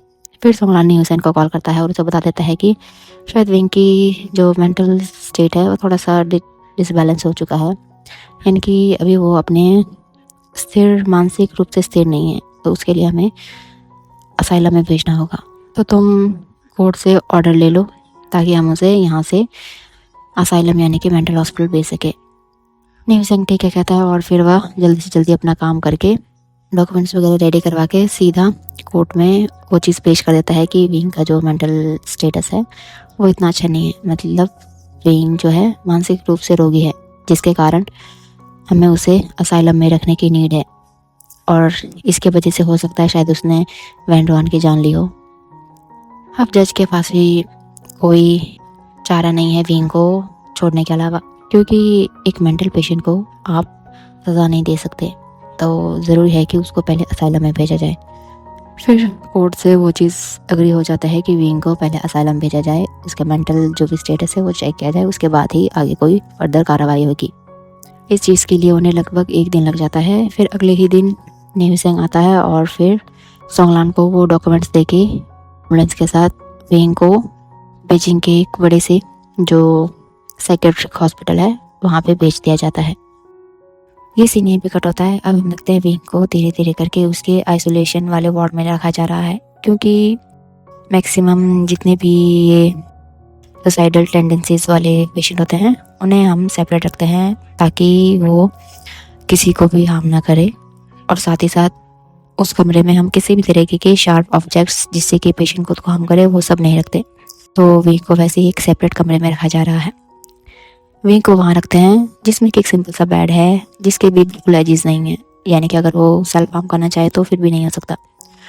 वहीं एक सिंपल सा टेबल है, बाकी रूम पूरा खुला है, और साथ ही साथ दूर कहीं एक सीसीटीवी है जिससे कि वो लोग विंग की हरकतों को देख सकते हैं। यह सीसीटीवी फुल कवर नहीं करता, बस हाफ, यानी कि विंग के जो रूम का हाफ एरिया है बस वही कवर करता है। It means only window side का, यानी कि विंग का बेड और जो अटेंडेंट बैठने का एरिया है वो कवर नहीं कर पाता। तभी वह सिस्टर जो विंग के साथ आई थी, वो सिस्टर विंग से कहती है, विंग तुम यहाँ रहो और प्लीज़ अपने आप को सेल्फ हार्म करने की कोशिश मत करना। इतना कह के वो स्माइल करके वहाँ से निकल जाती है। विंग बेड में बैठता है और फिर वो एक टूटी हुई स्मेल करता है और वो खुद से कहता है, विंगशन मेरी ज़िंदगी कहाँ से कहाँ पहुँच गई है, शायद यही मेरी ज़िंदगी है। मेरी ज़िंदगी में बस यही रह गया है कि मैं अब इसी पागल खाने में अपनी पूरी ज़िंदगी काट लूँ। इतना कह के वो आँखें बंद करता है और फिर 2 आंसू की बूंद उसकी आंखों से गिरती हुई उसके चीक्स पर आती है। हमारे ये सीन ही कट होता है। तभी हम देखते हैं लनवांग जी अपने ओपीडी में बैठा हुआ है और पेशेंट के साथ बातें कर रहा है। इतने में लनवांग जी को कॉल आता है सिस्टर का। लनवांग जी कॉल रिसीव करता है तो सिस्टर कहती है, सर मैंने आपके लिए एक पेशेंट की फाइल भेजी है, ये नया पेशेंट है हमारे डिपार्टमेंट में, तो मैंने फाइल भेजी तो प्लीज़ आप उसे देख लेना और टाइम मिले तो एक बार उससे मिल लेना। लनवांग जी कहता है ठीक है, और फिर वो फ़ोन कट कर देता है। और लगभग 5 मिनट बाद जो वार्ड बॉय है वो फाइल लेके आता है और लनवांग जी को गुड मॉर्निंग विश करके फाइल वहाँ पे रख के चला जाता है। लनवांग जी अपने जो जितने भी पेशेंट थे उन सबको अच्छे से देख लेता है। उसके बाद वो फाइल खोलता है और नाम पढ़ता है। उसमें लिखा होता है विवुशियन, ब्रैकेट में बीइंग, उसका डायग्नोस लिखा होता है सुसाइडल टेंडेंसीज और क्वेश्चन मार्क लगा के डिप्रेशन। एज 20 ईयर्स है और बाकी फैमिली डिटेल्स में वही है, यंग फैमिलीज। तब हम सोचता है कि इतनी बड़ी फैमिली में रहकर कैसे उसको डिप्रेशन हुआ होगा, या फिर कैसे उसने कैसे उसको इतना आत्महत्या करने की इच्छा हुई होनी। साथ ही साथ वो एक चीज़ पढ़ता है, उसमें लिखा होता है कि उसने एक पर्सन का मर्डर किया है, यानी कि अभी जो जाने माने बिजनेस टाइकून वैन रोहान का मर्डर हुआ है वो इसी लड़के ने किया है। तब लनवांग जी सोचा पड़ जाता है कि इतना छोटा लड़का इतने बड़े बिजनेस टाइकून को कैसे मार सकता है, और बिजनेस टाइकून आखिरकार उनके घर में कर क्या रहा था। वो एक साइकेट्रिक के साथ साथ अपने जासूसी वाले दिमाग भी बढ़ाता है। फिर उसका सोचता है चलो लंच के बाद मिलता हूँ उस पेशेंट से, और फिर वह दोबारा से फाइल बंद करके अपने बाकी पेशेंट देखने लगता है। अब हम देखते हैं लगभग दोपहर हो चुकी है, लंच हो चुका है। फिर उसके बाद लनवांग जी जाता है सीधा विंग के रूम की तरफ। हम देखते हैं लनवांग जी विंग के कमरे के बिल्कुल पास पहुंच चुका है और फिर वह ग्लास से बने दरवाजे से अंदर की तरफ देखता है तो देखता है कि विंग खिड़की के पास खड़ा हुआ है और बाहर की दुनिया को देख रहा है। दरअसल खिड़की जो है पूरी तरीके से लॉक्ड है, यानी कि उसको बाहर से पहले तो अच्छी तरीके से रेलिंग लगा दी गई है, उसके बाद एक जाली है अच्छी खासी मोटी जैसी, और उसी के बाद एक ग्लास है जो कि डबल लेयर है, जिसको कि अगर विंग तोड़ना चाहे तो भी नहीं टूट सकता। वो विंग उससे बाहर की तरफ देख रहा है। उसकी आंखों में इस समय बहुत सारे इमोशंस है जिसको कि लनवांग जी समझ नहीं पा रहा है। फिर वो दरवाजे पे नॉक करता है लनवांग जी और फिर अंदर जाने लगता है। विंग को जैसे ही पता चलता है कि दरवाजे पे नॉक हुई है और कोई अंदर आ रहा है तो वो झट से पीछे देखता है। उसे पीछे दिखाई देता है एक पॉल और हैंडसम सा डॉक्टर। डॉक्टर इसलिए क्योंकि उसने एप्रन लगाया तो वो पहचान जाता है कि डॉक्टर है, और उसके साथ ही साथ उसके गले में हॉस्पिटल का आईडी कार्ड है एंड स्टेथोस्कोप। लामांग जी जाता है और उसे कहता है गुड आफ्टरनून विविशन। विंग कुछ नहीं कहता, बस सर नोट करता है। फिर लामांग जी विंग को बैठने का इशारा करता है। विंग बेड पे बैठता है और लामांग जी स्टूल पे बैठता है। फिर लामांग जी विंग से कहता है कैसे हो विभूषण। विंग कुछ नहीं कहता, बस अपनी ब्लिंक करती आई से लामांग जी की तरफ देखने लगता है। फिर लामांग जी अपना क्वेश्चन चेंज करता है और कहता है तुम्हें हमारा हॉस्पिटल कैसा लगा?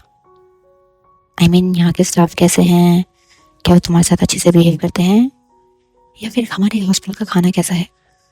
विंग डॉक्टर के मुंह से ऐसे क्वेश्चन सुन के उसे हैरानी भरी नजरों से दिखता है। लामांग जी विंग की नजरों को जान जाता है।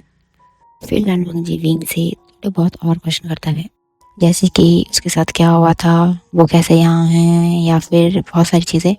लेकिन विंग किसी को आंसर नहीं देता।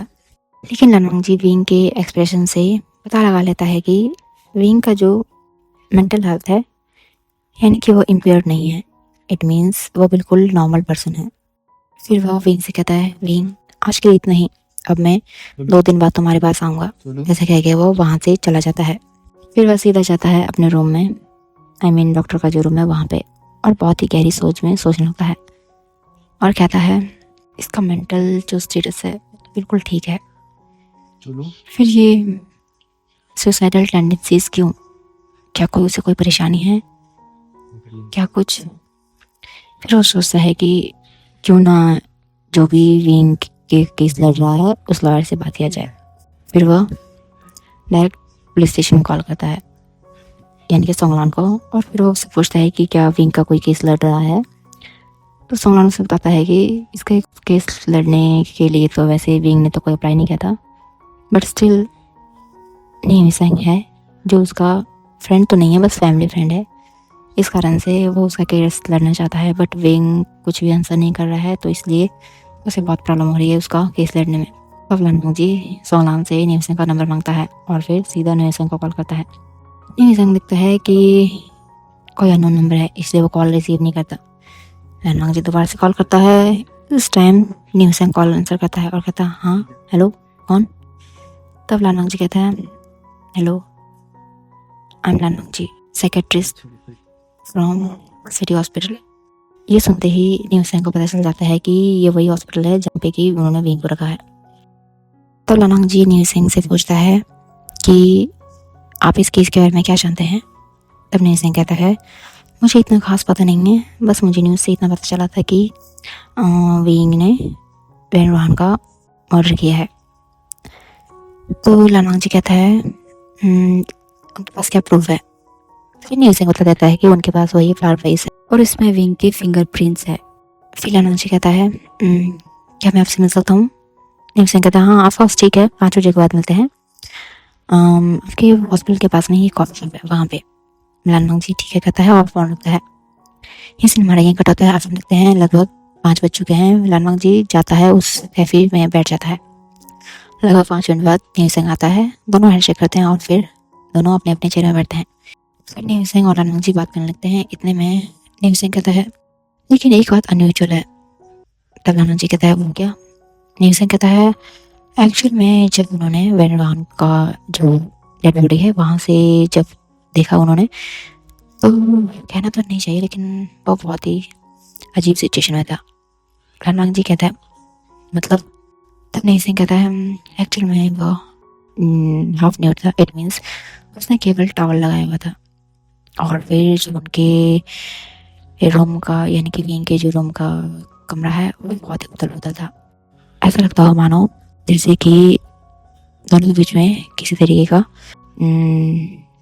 जबरदस्ती चल रहा था। इट मीन्स मुझे ऐसा लगता है कि शायद विंग उससे खुद को चुराने की कोशिश कर रहा था। लामांग जी कहता है हो सकता है। तब न्यूसेंग कहता है क्या तुम मुझसे कुछ बुलवा सकते हो ताकि हम केस को अच्छे से देखें? क्योंकि मुझे लगता है विंग बिल्कुल इनोसेंट है, क्योंकि जितना मैं उसे जानता हूँ वो ऐसा मर्डर नहीं कर सकता, वो बहुत ही अच्छा लड़का है। तब मुझे कहता है मैं ट्राई कर रहा हूँ और मुझे लगता है शायद अगर मैं ऐसे ही ट्राई करते रहूँगा तो शायद हो सकता है 1 महीने के अंदर वो कुछ बोले। ये सुन के न्यूज़न बहुत खुश होता है और कहता है ग्रेट, अगर तुम्हें लगता है कि 1 महीने के अंदर वो बोल सकता है तो मैं अपनी तरफ से अपना जो इन्वेस्टिगेशन है वो स्टार्ट करता हूँ। इतना कह के वो दोनों फिर एक दूसरे से विदा लेते हैं और चले जाते हैं। वहीं हम देखते हैं विंग उसी कमरे में है और फिर वह कुछ याद कर रहा है। तो हम देखते हैं एक फ्लैशबैक में हम देखते हैं कि विंग और जंगचन दोनों हॉल एरिया में बैठे हुए हैं और जंगचन विंग से अपना कॉलेज का काम करा रहा है और जंगचन विंग से अपना स्कूल का काम करा रहा है। दरअसल इन्होंने विंग को स्कूल तो नहीं भेजा, बट फिर भी जंगचन उसे पढ़ाता था। वो इसलिए नहीं पढ़ाता था ताकि वो उसके लिए अच्छा हो, एक्चुअल में उसके पढ़ाने का रीज़न था ताकि वो मौज करे और विंग सारा उसका काम करे।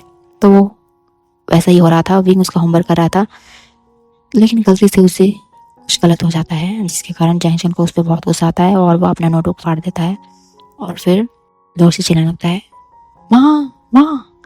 इतने में मैडम ये भागते भागते आती है और कहती है हाँ अचिन क्या हुआ? तो कहता है माँ विभूषण ने मेरी नोटबुक फाड़ दी। ये सुन के मैडम को बहुत गुस्सा आता है और वह सीधा एक विंग को जोर से थप्पड़ मारती है और कहती है तुम्हारी हिम्मत कैसे हुई मेरे बेटे के साथ ऐसा करने की? रुको तुम्हें भी बताती हूँ। ऐसे कह के बचाती है और फिर चाबुक लेके सीधा विंग पे वार स्टार्ट कर देती है। वो कम से कम 10 बार चाबुक का विंग पे करती है जिसके कारण विंग अधमरा सा हो जाता है। इतने में वही पुरानी मेड आती है और वो कहती है मैडम प्लीज़ मारो वो मर जाएगा। फिर मैडम ये कहती है लीजा उससे मेरी नज़रों के सामने से। इतना कह के वो चैंग को ले जाती है अपने कमरे में और फिर विंग को बेचारी वो मेड वही जो सर्वेंट क्वार्टर है वहाँ ले जाती है और फिर उसका अच्छे से देखभाल करती है। इसे नहीं कट होता है। हम देखते हैं ये याद करते हैं विंग की आंखों से आंसू बह रहे हैं। तभी दरवाजे पे नॉक होता है तो विंग देखता है कि लंच आया है। वो जो किचन स्टाफ है विंग के लिए खाना रखता है और फिर विंग को बहुत ही दया वाली नज़र से देखकर वहाँ से चला जाता है। विंग उस खाने को निहारता रहता है, बहुत उड़ता है। फिर मन में सोचता है मेरे घर के खाने से अच्छा तो हॉस्पिटल का खाना है, कम से कम इसको लेने के लिए मुझे जिल्लत तो नहीं सहनी पड़ती और ना ही मार खाना पड़ता है। इतना सोचिए वो खाने की तरफ आगे बढ़ता है और फिर धीरे धीरे खाना खाने लगता है। ये सीन यही कट होता है। अब हम देखते हैं हॉस्पिटल का जो किचन एरिया है वहाँ पे वो स्टाफ के स्टाफ से बात कर रहा है। तो वो कहता है अरे वो नया पेशेंट देखा है विभूषण जिसके ऊपर मर्डर के चार्जेस हैं। तब दूसरा स्टाफ कहता है हाँ हाँ हाँ क्या उसे तुमने साथ कोई बदतमीजी की या फिर तुम्हें हम करने की कोशिश की? तो वो कहता है नहीं शुया है, ऐसा नहीं है, मुझे ऐसा लगता है वो पेशेंट निर्दोष है, उसे शायद फंसाया गया है या फिर कोई और वजह है उसके इस क्राइम को करने का। तब शुया कहता है तुम्हें ऐसा क्यों लगता है? तब शाओशिंगचन कहता है क्योंकि मैंने उसकी आंखों में एक दर्द देखा है, एक ऐसा सच देखा है जो शायद वो अपने मुंह से बयान नहीं कर पा रहा। तब शुयांग कहता है हो सकता है लेकिन हम कुछ नहीं कर सकते, हमारे हाथ में कुछ भी नहीं है। तब शाओशिंगचन कहता है हाँ शुयांग तुम सही कह रहे हो, हम कुछ नहीं कर सकते बट स्टिल मुझे उसके लिए अच्छा नहीं लग रहा। इतना कह के वो दोनों अपना काम करने लगते हैं। ये सीन यही कट होता है। अब हम देखते हैं नेमी सिंह जिसने कि कोर्ट से ऑर्डर ले लिए हैं जंग मैंशन को टटोलने की और साथ ही साथ विंग जा रहा था वहाँ को देखने के लिए, यानी कि उसके इंस्पेक्शन करने के लिए उसे कोर्ट से ऑर्डर भी मिल चुका है। तो नेमी सिंह सीधा जाता है जंग मैंशन में। फिर वो जैसे ही जंग मैंशन में एंटर होता है तब मैडम ये कहती है वकील साहब आप यहाँ? तब नेमी सिंह कहता है मैं कुछ देखना चाहता हूँ कि विंग यहाँ पे कैसे रहता था। मैडम भी उसे दिखाना तो नहीं चाहती। तब वो कहती है नहीं आप ऐसे कैसे देख सकते हैं हमारे घर को? नेमी सिंह सीधा वो डॉक्यूमेंट आगे कर देता है जो कि उसने कोर्ट से लेके आया था। वो कहता है मेरे पास लीगल ऑर्डर है। मैडम ये गुस्से से हाथ खींचती है और फिर वह साइड हो जाती है। फिर नेमी सिंह जाता है। सबसे पहले तो वो उसी रूम को देखता है। वो रूम को शायद उन्होंने ऑलरेडी एडजस्ट कर दिया है, वहाँ पे उसे कुछ भी ऐसा नहीं मिलता जिससे कि उसे उन पर डाउट हो। फिर नेमी सिंह कहता है विंग कहाँ रहता था? मैडम ये कहने ही वाली थी कि यहीं रहता था। इतने में जंगचन आता है और वो कहता है वो सर्वेंट क्वार्टर में रहता था पीछे। फिर जंगचन नेमी सिंह को ले जाता है उसी छोटे से स्टोर में और फिर खुद वहाँ से चला जाता है। न्यू सिंह लिखता है कि उस कमरे की हालत तो बहुत ही बुरी है। तब न्यू सिंह उस कमरे को अच्छे तरीके से दिखता है।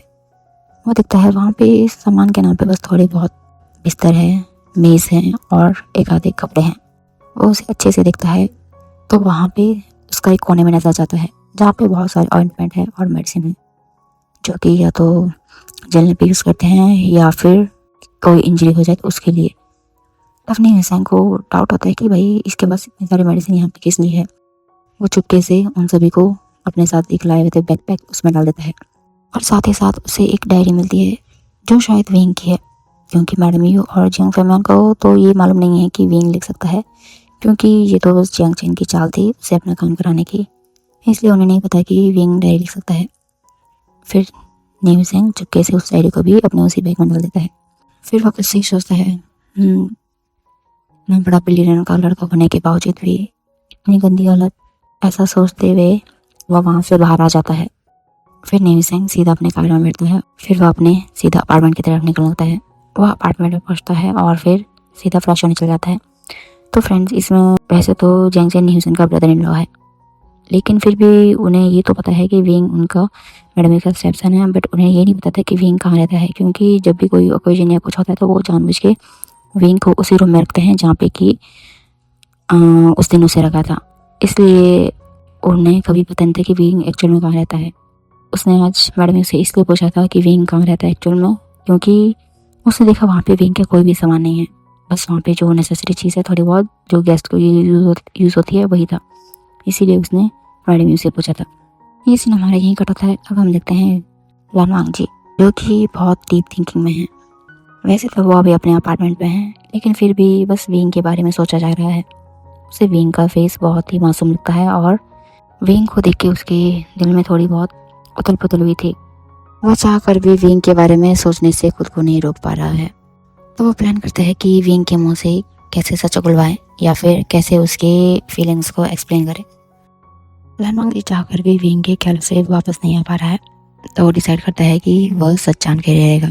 हमारा ये सीन यही कट होता है। अब हम देखते हैं लानवांग जी हर दिन विंग के पास जाता है और उससे ढेरों बातें करता है, लेकिन विंग का रिएक्शन सेम होता है। ना वो ज़्यादा हंसता है, ना ही वो ज़्यादा अपने एक्सप्रेशंस या फिर इमोशंस शेयर करता है लानवांग जी के साथ। ऐसे करते करते ऑलमोस्ट 1 वीक निकल जाता है। वहीं हम देखते हैं कि इस 1 वीक में न्यू सिंह ने वो डायरी पढ़ ली है और उसे पता चल गया है कि विंग के साथ बचपन से अभी तक क्या हुआ, कैसे मैडम यू उसको टॉर्चर करती थी, कैसे घर का हर सारा काम कराती थी और कैसे जियांग चेन उसे अपने मतलब के लिए यूज़ करता था, यानी कि जानबूझ के उसको पढ़ाया ताकि वह विंग से अपना सारा काम करवा सके।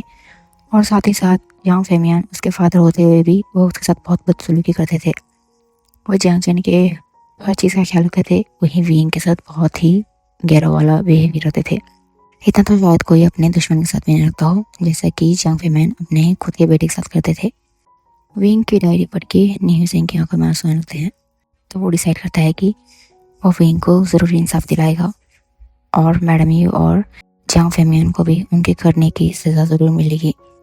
फिर वो जुट जाता है पूरी दिल लगा के विंग के इस केस में सबूत को इकट्ठा करने में, लेकिन घूम फिर के वो इसी बात पे आ जाता है कि विंग को कैसे अग्री कराएं अपने लिए बोलने के लिए या फिर खुद के डिफेंस के लिए। फिर वो कुछ देर सोचता है और वो दोबारा लानवांग जी को कॉल लगाता है। हम देखते हैं लानवांग जी इस वक्त अपने कैबिन में है। लानवांग जी को कॉल आता है न्यू सिंह का। न्यू सिंह लानवांग से कहता है, वांग जी मुझे कुछ काम है, क्या आप मिल सकते हैं? लानवांग जी कहता है ठीक है, 1 घंटे बाद सेम कॉफ़ी शॉप में मिलेंगे। न्यू सिंह ठीक है कहता है। अब हम देखते हैं ठीक 1 घंटे बाद का सीन। लानवांग जी और न्यू सिंह वहीं पे हैं। तब न्यू सिंह लानवांग जी को वही डायरी देता है, यानी कि विंग की डायरी, और कहता है इसमें विंग की पूरी जीवन की गाथा लिखी हुई है कि वो वहाँ पे कैसे सर्वाइव करा था सब कुछ। लानवांग जी कहता है क्या तुमने पढ़ी? न्यू सिंह कहता है हाँ मैंने पढ़ी और मैं चाहता हूँ कि तुम भी पढ़ो ताकि तुम उसे समझ पाओ। मुझे लगा शायद ये तुम्हारे काम आएगा उसके दिल का हाल जानने के लिए। लानवांग जी अपना सर नोट करता है और फिर थोड़ी देर ऐसे ही बात करने के बाद वो लोग वापस चले जाते हैं अपने अपने काम में। हम देखते हैं लानवांग जी अपने कैबिन में हैं और आज शायद इतना बिजी शेड्यूल नहीं है, इसलिए वो विंग की डायरी खोलने लगता है। डायरी में विंग ने सब कुछ लिखा हुआ है, यानी कि ये जो डायरी है ये छोटी सी तो नहीं लिखी गई है, लेकिन शायद विंग ने ये ऑलमोस्ट जब वो 16 या 17 ईयर्स का था तब से लिखना स्टार्ट किया है। लेकिन उसने अपने जो बचपन की थोड़ी बहुत स्टोरी मेमोरीज उसे याद थी, उससे वहाँ से स्टार्ट किया है कि मैडम यू कैसे उसको टॉर्चर करती थी और जंग जैन कैसे उसको परेशान करता था, ये सब कुछ। और एंड में उसने ये भी देखा कि एंड में डायरी में वो सब लिखा हुआ है कि मैडम यू उसके पास आई थी, विंग के पास, और उसने कहा कि मैडम यू जंग जैन और जंग फेमियान कल कहीं जा रहे हैं और वहाँ पे वैन रोहान आएगा उसका फ्रेंड। तब फिर विंग लगता है फादर मदर चैंग और मुझे अपने साथ ले गया। मैं अकेला हूँ इस घर में और मुझे बहुत डर लग रहा है। मुझे नहीं पता मदर के फ्रेंड यहाँ पे क्यों आ रहे हैं, यहाँ पे तो मदर भी नहीं है, मैं क्या करूँ। इतना कह के विंग ने अपना लिखना बंद कर दिया है और उसमें थोड़ी बहुत विंग के आंसू के ड्रॉप्स है। इतने में डायरी खत्म हो चुकी है।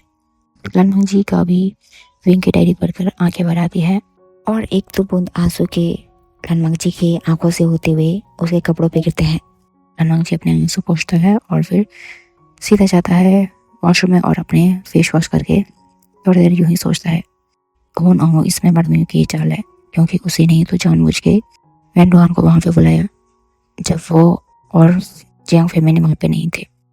फिर लनमंग जी सोचता है कि विंग से वह सच्चाई कैसे उगलवाए, यानी कि विंग कैसे अपनी बातों को जाहिर करेगा। उसके बाद वह थोड़ी देर ऐसे ही बैठता है, लंच करता है और दोबारा जाता है विंग के कैबिन में। दरवाजा नॉक करता है तो देखता है विंग हमेशा की तरफ बाहर देख रहा है। लनमंग जी को देखते ही वह सीधा बेड पे आ जाता है और बैठ जाता है। लनमंग जी अपने साथ वही डायरी ले जाता है, लेकिन उसने अपने भी एप्रन के पॉकेट होने लगा है।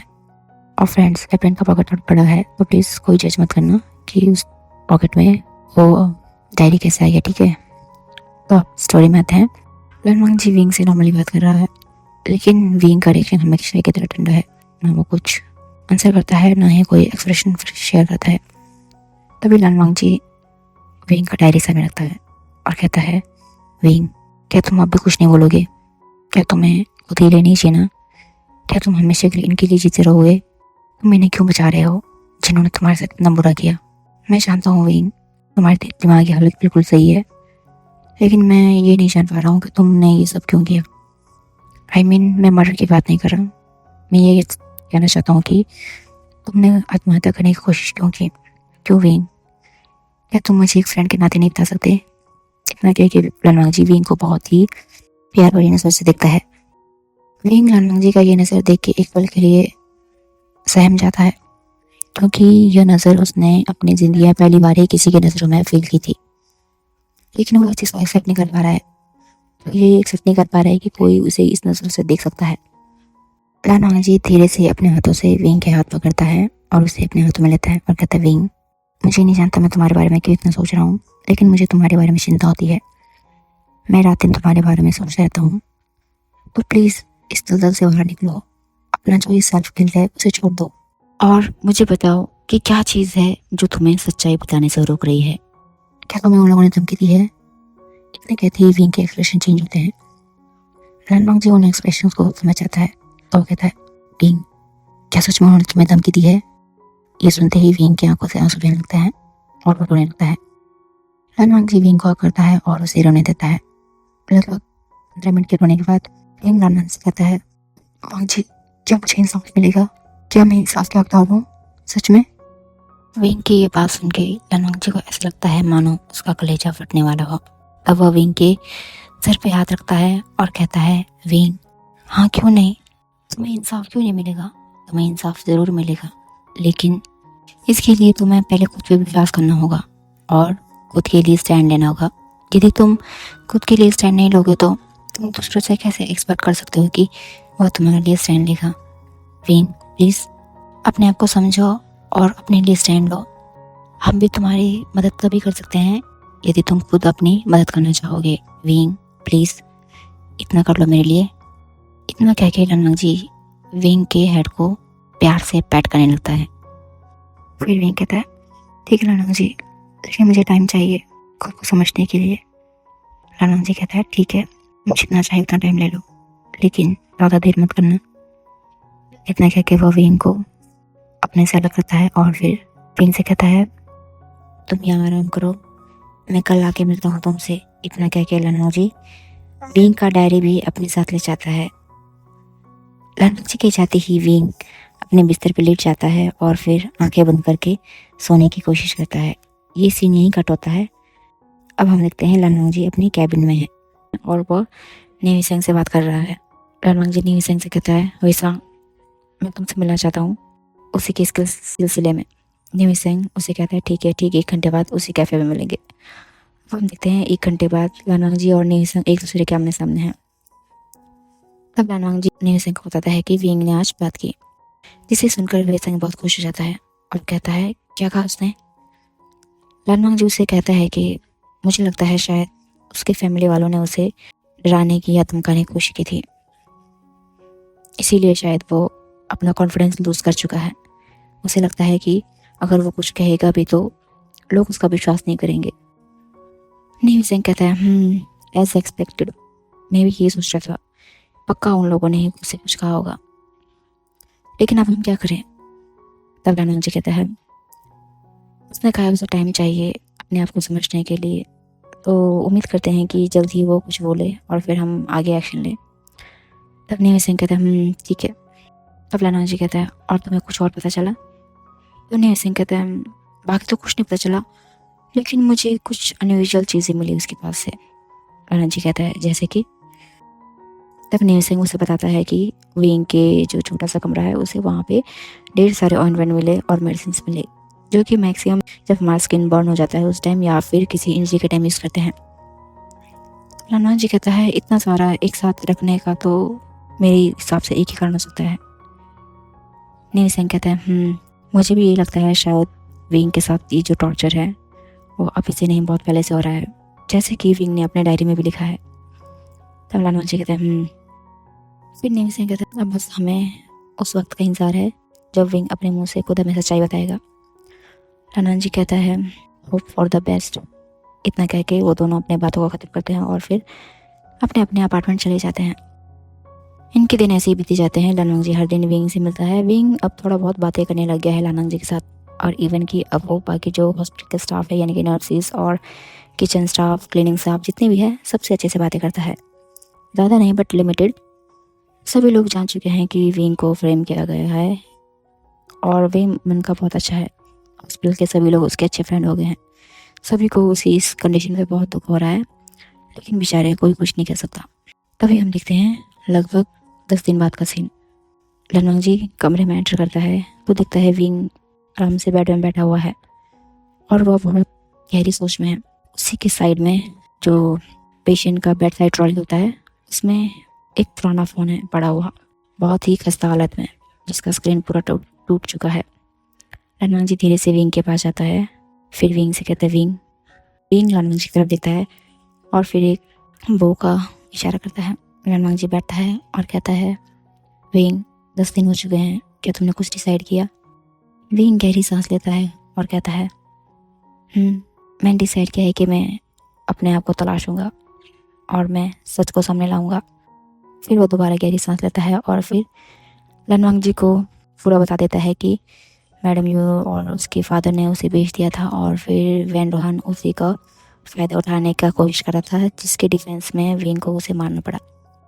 और ऐसा कहते वक्त विंग की आंखों से कंटिन्यूस आंसू बहते रहते हैं। जिसे देखकर लनवांग जी बहुत ही ज़्यादा गुस्सा होता है। उसकी आंखें एकदम से लाल हो जाती है। उसे विंग की जो पेरेंट्स है उससे बहुत गुस्सा आता है। वो विंग को कंसोल करता है और कहता है, विंग शांत रहो, कोई बात नहीं, मैं और न्यू सेंग तुम्हें बेगुनाह साबित करके रहेंगे, चाहे इसके लिए मुझे कुछ भी क्यों ना करना पड़े। ऐसे कह के वह विंग को कंसोल करता है। विंग लनवांग जी के पास काफ़ी वार्म फील करता है और फिर वह मन में सोचता है, लनवांग जी, मुझे नहीं पता कि मैं तुम्हारे लिए क्या फील करता हूँ, लेकिन मुझे तुम्हारे साथ हर पल अच्छा लगता है। मैं चाहता हूँ कि मैं तुम्हारे साथ हमेशा रहूँ। लेकिन इतना कह के वह कुछ नहीं सोचता और फिर आगे बढ़ लेता है। थोड़ी देर बाद लनवांग जी विंग से कहता है, विंग तुम आराम करो, मैं कल मिलता हूँ। इतना कह के लनवांग जी जाने वाला होता है। तब वह विंग से कहता है, विंग ये फ़ोन किसका है? तब विंग कहता है कि ये मेरा फ़ोन है, और उस दिन जब वैन रोहन ने मुझे थप्पड़ मारा उस समय मेरा फ़ोन नीचे गिर गया था और इसका स्क्रीन पूरा टूट चुका है। ये किसी यूज़ का नहीं है, यूज़लेस हो चुका है ये। लनवांग जी कहते हैं क्या मैं इसे ले जाऊँ? विंग कहता है वैसे इसका कुछ यूज़ नहीं है लनवांग जी, ये पूरी तरह से ख़राब हो चुका है। चलो अगर तुम ले जाना चाहते हो तो फिर भी कोई बात नहीं, ऐसे कह के लनवांग जी को फ़ोन दे देता है। लनवांग जी वो फ़ोन ले जाता है और अपने पॉकेट में डाल देता है। फिर वो अपने आप कैबिन में जाता है, अपना काम करके शाम के 5 बजे वो अपने रूम में जाता है। रूम में जाके वो सोचता है कि क्या पता इस फ़ोन से कुछ क्लू मिल जाए। फिर लनवांग जी रात का डिनर बनाता है और थोड़ा बहुत जो काम होता है वो करता है। उसके बाद वो जाता है पास के ही एक शॉप में जहाँ पे कि फ़ोन वगैरह की रिपेयरिंग होती है। वो फ़ोन उस इंजीनियर को देता है और कहता है इसे देख के बताओ क्या ये ठीक हो सकता है? वह जो भी शॉपकीपर या इंजीनियर है वो फ़ोन लेता है और कहता है फ़ोन वैसे तो काफ़ी डैमेज हो चुका है, लेकिन हाँ थोड़ा बहुत टाइम पास के लायक बन सकता है। लनवांग जी कहता है तो कितना टाइम लगेगा? वो शॉपकीपर कहता है ज़्यादा नहीं, बस 1 घंटा। तब तक तुम्हें यहाँ पे कहीं घूम के आओ, मैं 1 घंटे में तुम्हारा फ़ोन रेडी करके तुम्हारे लिए रख दूँगा। लनवांग जी वहाँ से चला जाता है सीधा मॉल में और फिर वह मॉल में जाके मॉल में जो बैठने की जगह होती है वहाँ पे बैठता है और फिर विंग के बारे में सोचता है। और वो थोड़ा प्रेयर कर रहा होता है कि थोड़ा बहुत उसके फ़ोन से भी कुछ क्लू मिल जाए। लगभग 1 घंटे होने के बाद लनवांग जी शॉप में वापस आता है। वो पूछता है क्या फ़ोन रेडी है? वो कहता है हाँ। फिर लनवांग जी को फ़ोन देता है। लनवांग जी उसके जितना ही पैसे होता है वो पैसे पे करके अपने रूम में आ जाता है। उसके बाद पहले वो सोचता है मुझे भूख लगी, खाना खाता हूँ। वो अपना जो भी उसने डिनर बनाया था वो खाता है। उसके बाद अपने बेडरूम में जाके विंग का फ़ोन जो कि ऑलरेडी ऑन है उसको देखता है तो उसे पता चलता है कि फ़ोन में लॉक नहीं है। और जैसे ही नॉर्मल जो लॉक होता है वो ओपन करता है तो सीधा फ़ोन में ऊपर एक ऑप्शन लिखा, ऑप्शन नहीं मीन्स एक नोटिफिकेशन आया होता है कि वॉइस कॉल रिकॉर्डेड। लनवांग जी उसे क्लिक करता है तो उसमें वही बातें रिपीट हो जाती है जिसमें कि मैडम यू की बातें होती है और साथ ही साथ वैन रॉन की बातें, जिसमें कि मैडम यू और वैन रॉन दोनों की बातें होती है। ये सुन के लनवांग जी की आँख बड़ी बड़ी हो जाती है और उसे मैडम यू और वैन रॉन पे बहुत गुस्सा आता है, लेकिन साथ ही साथ उसे खुशी होती है कि हमें उनका सॉलिड प्रूफ मिल चुका है। उसी वक्त वह सोचता है कि न्यूज़ सिंह को कॉल करे, पर देखता है रात के ऑलरेडी 10 बज चुके हैं। फिर लनवांग जी सोचता है कोई बात नहीं, मैं सुबह उसे बताऊंगा। अभी 5 मिनट हुए थे। लनवांग जी सोचता है नहीं, अभी बताने में कोई प्रॉब्लम नहीं है।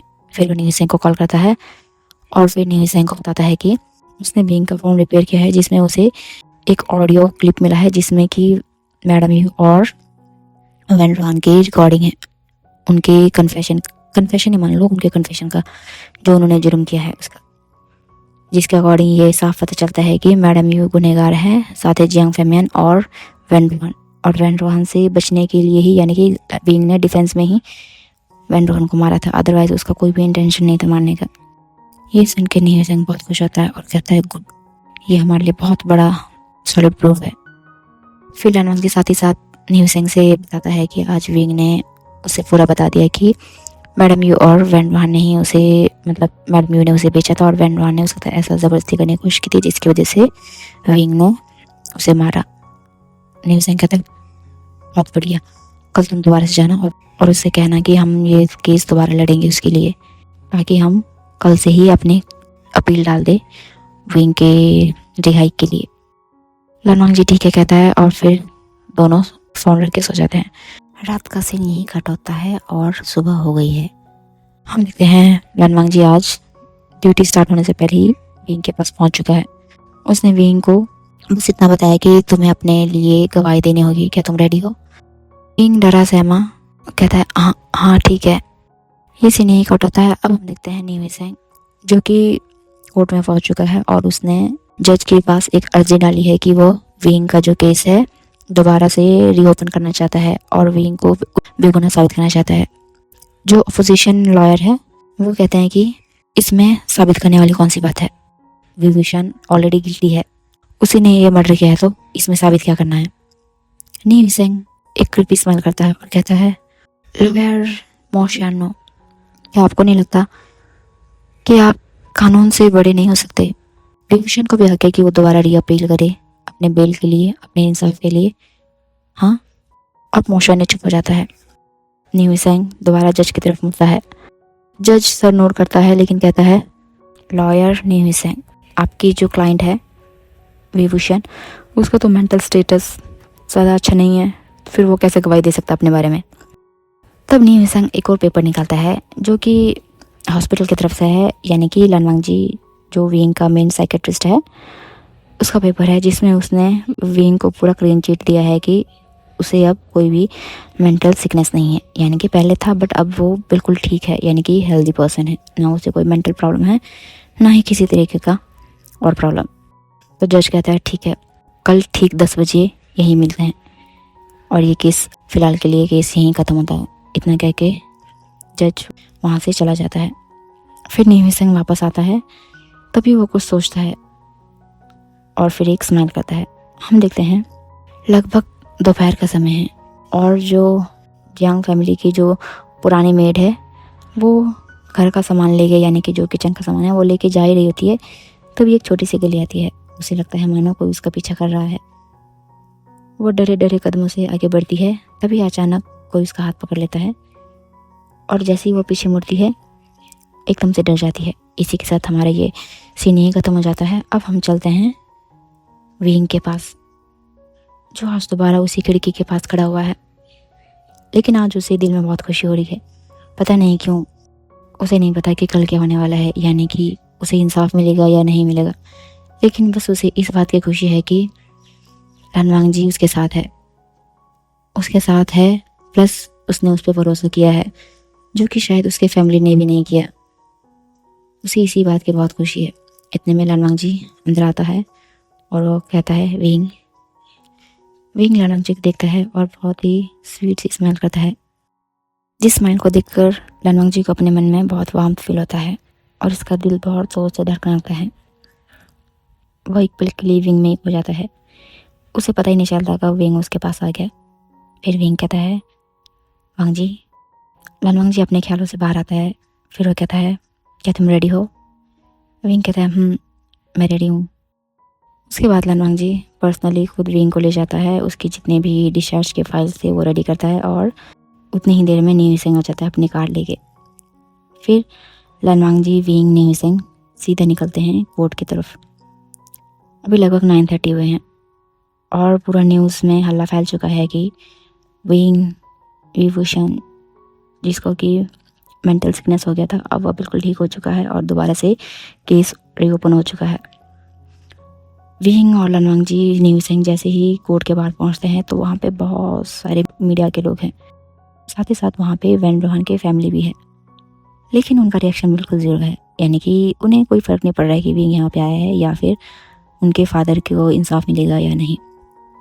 विंग उन्हें देखकर डर जाता है, उनके साथ मैडम भी खड़ी है।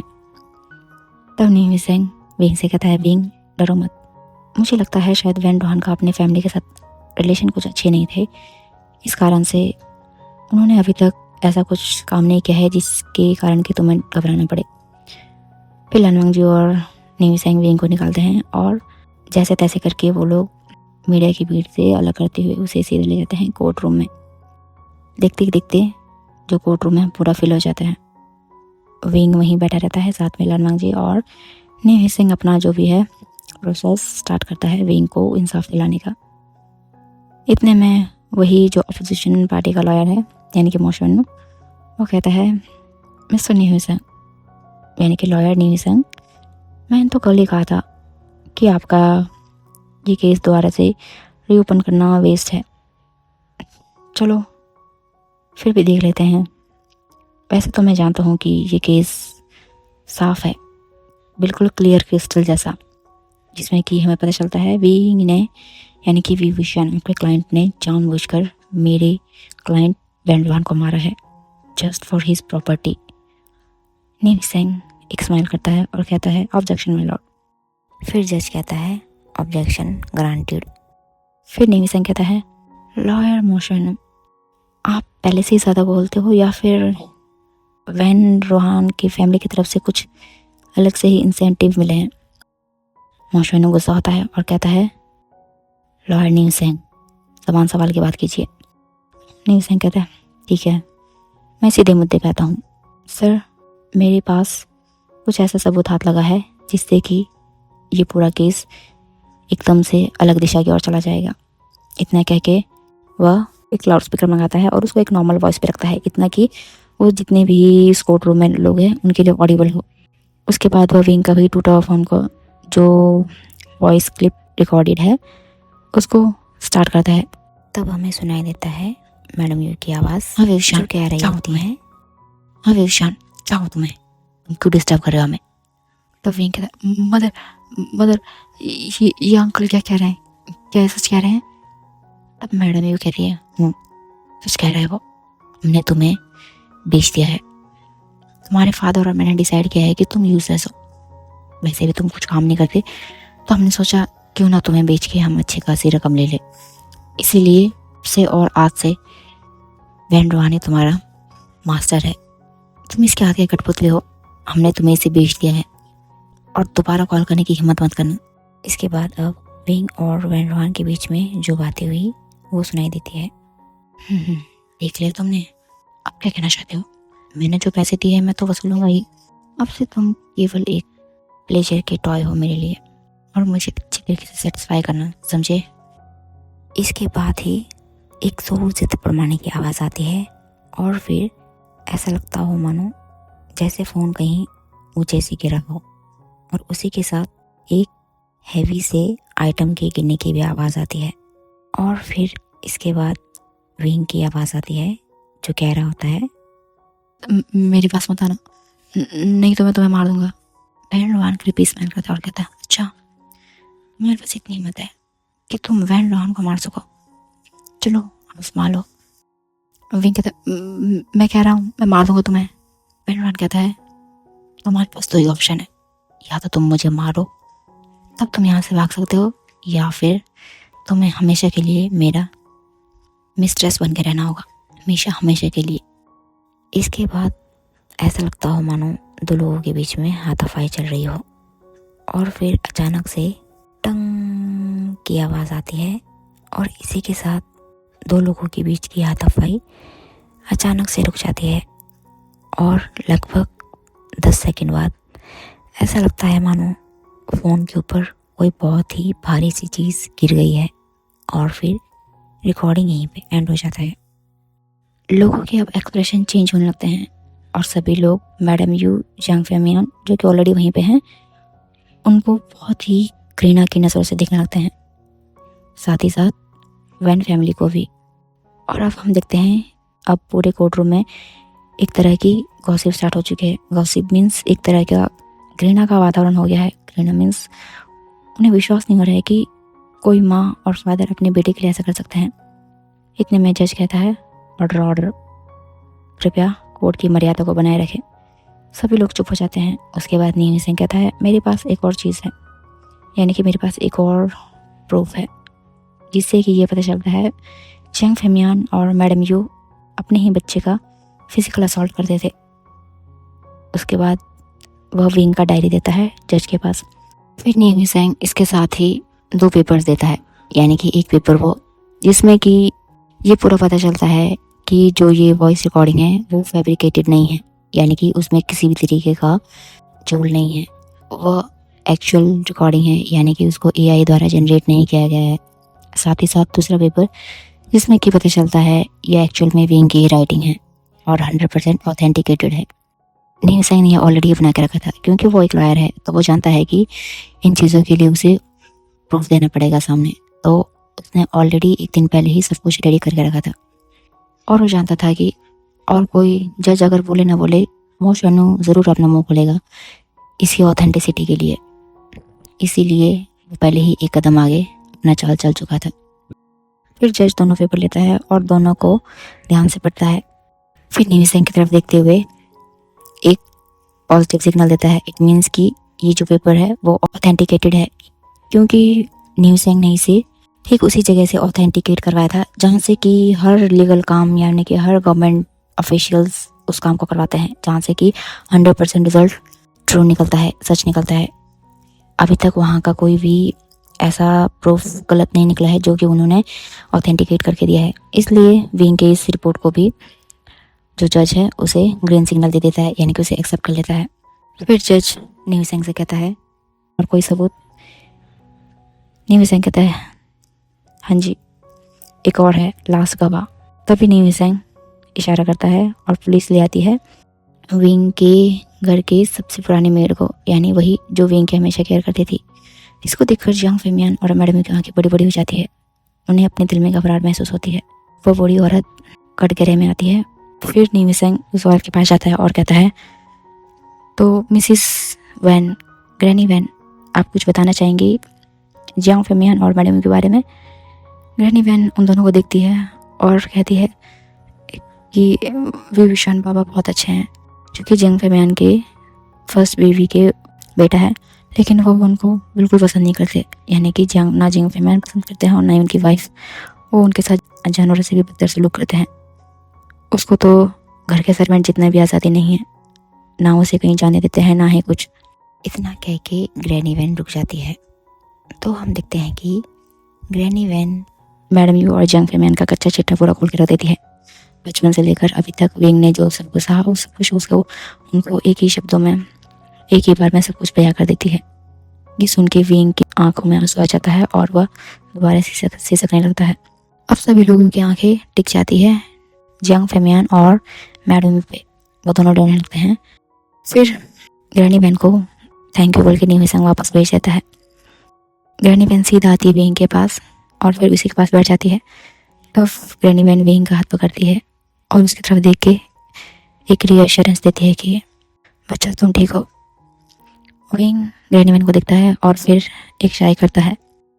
फिर हम देखते हैं जज अपना ऑर्डर सुनाता है। जज कहता है, तमाम सबूतों और गवाहों को मद्देनजर रखते हुए कोर्ट इस नतीजे में पहुंचा है कि जियांग मुशियान ने भले ही वैन रोहन का मर्डर किया है, लेकिन वो एक मर्डर नहीं है। वो सेल्फ डिफेंस में किया गया एक्शन है जो कि लाजिम है। इसी कारण विंग को बाइज्जत बरी किया जाता है। इसी के साथ मैडम यू जियांग फेमियान को human trafficking plus child abuse और सबूतों को खराब करने प्लस पुलिस को गुमराह करने के केस में 20 साल की सज़ा सुनाई जाती है। और आज का ये कोर्ट यहीं ख़त्म होता है। इतना कह के जज वहाँ से चला जाता है। विंग सीधे लानमंग जी की तरफ आता है और उसे हक करता है। लानमंग जी उसे काफ़ी देर तक हक करके रहता है। इसी के साथ ही मैडम यू और जियांग फेमियान को पुलिस पकड़ के ले जाती है। वैन रोहन की फैमिली भी दूर से विंग को दिखती है, लेकिन वह विंग से ना कोई गवाह है और न ही किसी तरह का उनका विंग से गिला। वो वहाँ से सीधा चले जाते हैं और विंग काफ़ी देर तक रोने के बाद अलग होता है। उसके बाद लानमंग से कहता है, थैंक यू लानमंग जी, अगर आज तुम नहीं होते तो शायद मैं जिंदा नहीं होता। इतने में नीमिसेंग आता है और कहता है, और मेरा क्या भी था? विंग स्माइल करता है और कहता है, तुम्हें भी थैंक यू, मैं तुम दोनों का यह एहसान कभी नहीं भूल सकता। तब नीमिसेंग कहता है, मेरे तो भूल जाना, कोई बात नहीं, लेकिन लानमंग जी का याद रखना, उसने एक साइकियाट्रिस्ट होते हुए भी एक जासूस का किरदार निभाया है। इतना कह के वो हंसता है। लानमंग जी थोड़ा स्माइल करता है। उसके बाद ये सीन यहीं कट होता है। अब हम देखते हैं विंग और लानमंग जी एक बीच में दोनों सनसेट देख रहे हैं। तब लानमंग जी विंग से कहता है, विंग मुझे नहीं पता तुम मेरे बारे में क्या सोचोगे, लेकिन मुझे इतने महीनों में ऐसा लगता है कि मैं तुमसे बहुत अटैच हो चुका हूँ और मैं पूरी ज़िंदगी तुम्हारे साथ बिताना चाहता हूँ। क्या तुम एग्री करोगे? क्या तुम पूरी ज़िंदगी मेरे साथ बिताना चाहोगे? हाँ लानमंग जी, मैं भी तुम्हारे साथ पूरी ज़िंदगी काटना चाहता हूँ, लेकिन मुझे नहीं पता कि तुमने मेरे लिए जितने भी एक्सपेक्टेशन रखे होंगे मैं उनको फुलफिल कर पाऊँगा या नहीं, लेकिन फिर भी मैं तुम्हारे साथ रहना चाहता हूँ, अपने हर लम्हे को तुम्हारे साथ बिताना चाहता हूँ और मैं अपने उस दुख को जो इतने सालों से मैंने सहा है उसे भूलना चाहता हूँ। इतना कह के विंग अपना जो हेड है लानमंग जी के शोल्डर पे रखता है। ये सीन हमारे यहीं कट होता है। अब हम देखते हैं लगभग 2 महीने बाद का सीन। ये दोनों जज के सामने हैं और उन्हीं के साथ नीमिसेंग हैं और लानमंग जी के अंकल और लैंचेन वहीं हैं। तब जज कहता है, ग्रूम और ब्राइड दोनों साइन कीजिए। लानमंग जी और विंग दोनों साइन करते हैं। उसके बाद जज कहता है, विटनेस के दोनों तरफ के। तब लैंचेन लानमंग जी की तरफ से और नीमिसेंग विंग की तरफ से साइन करता है। तब जज कहता है, now you are husband and husband.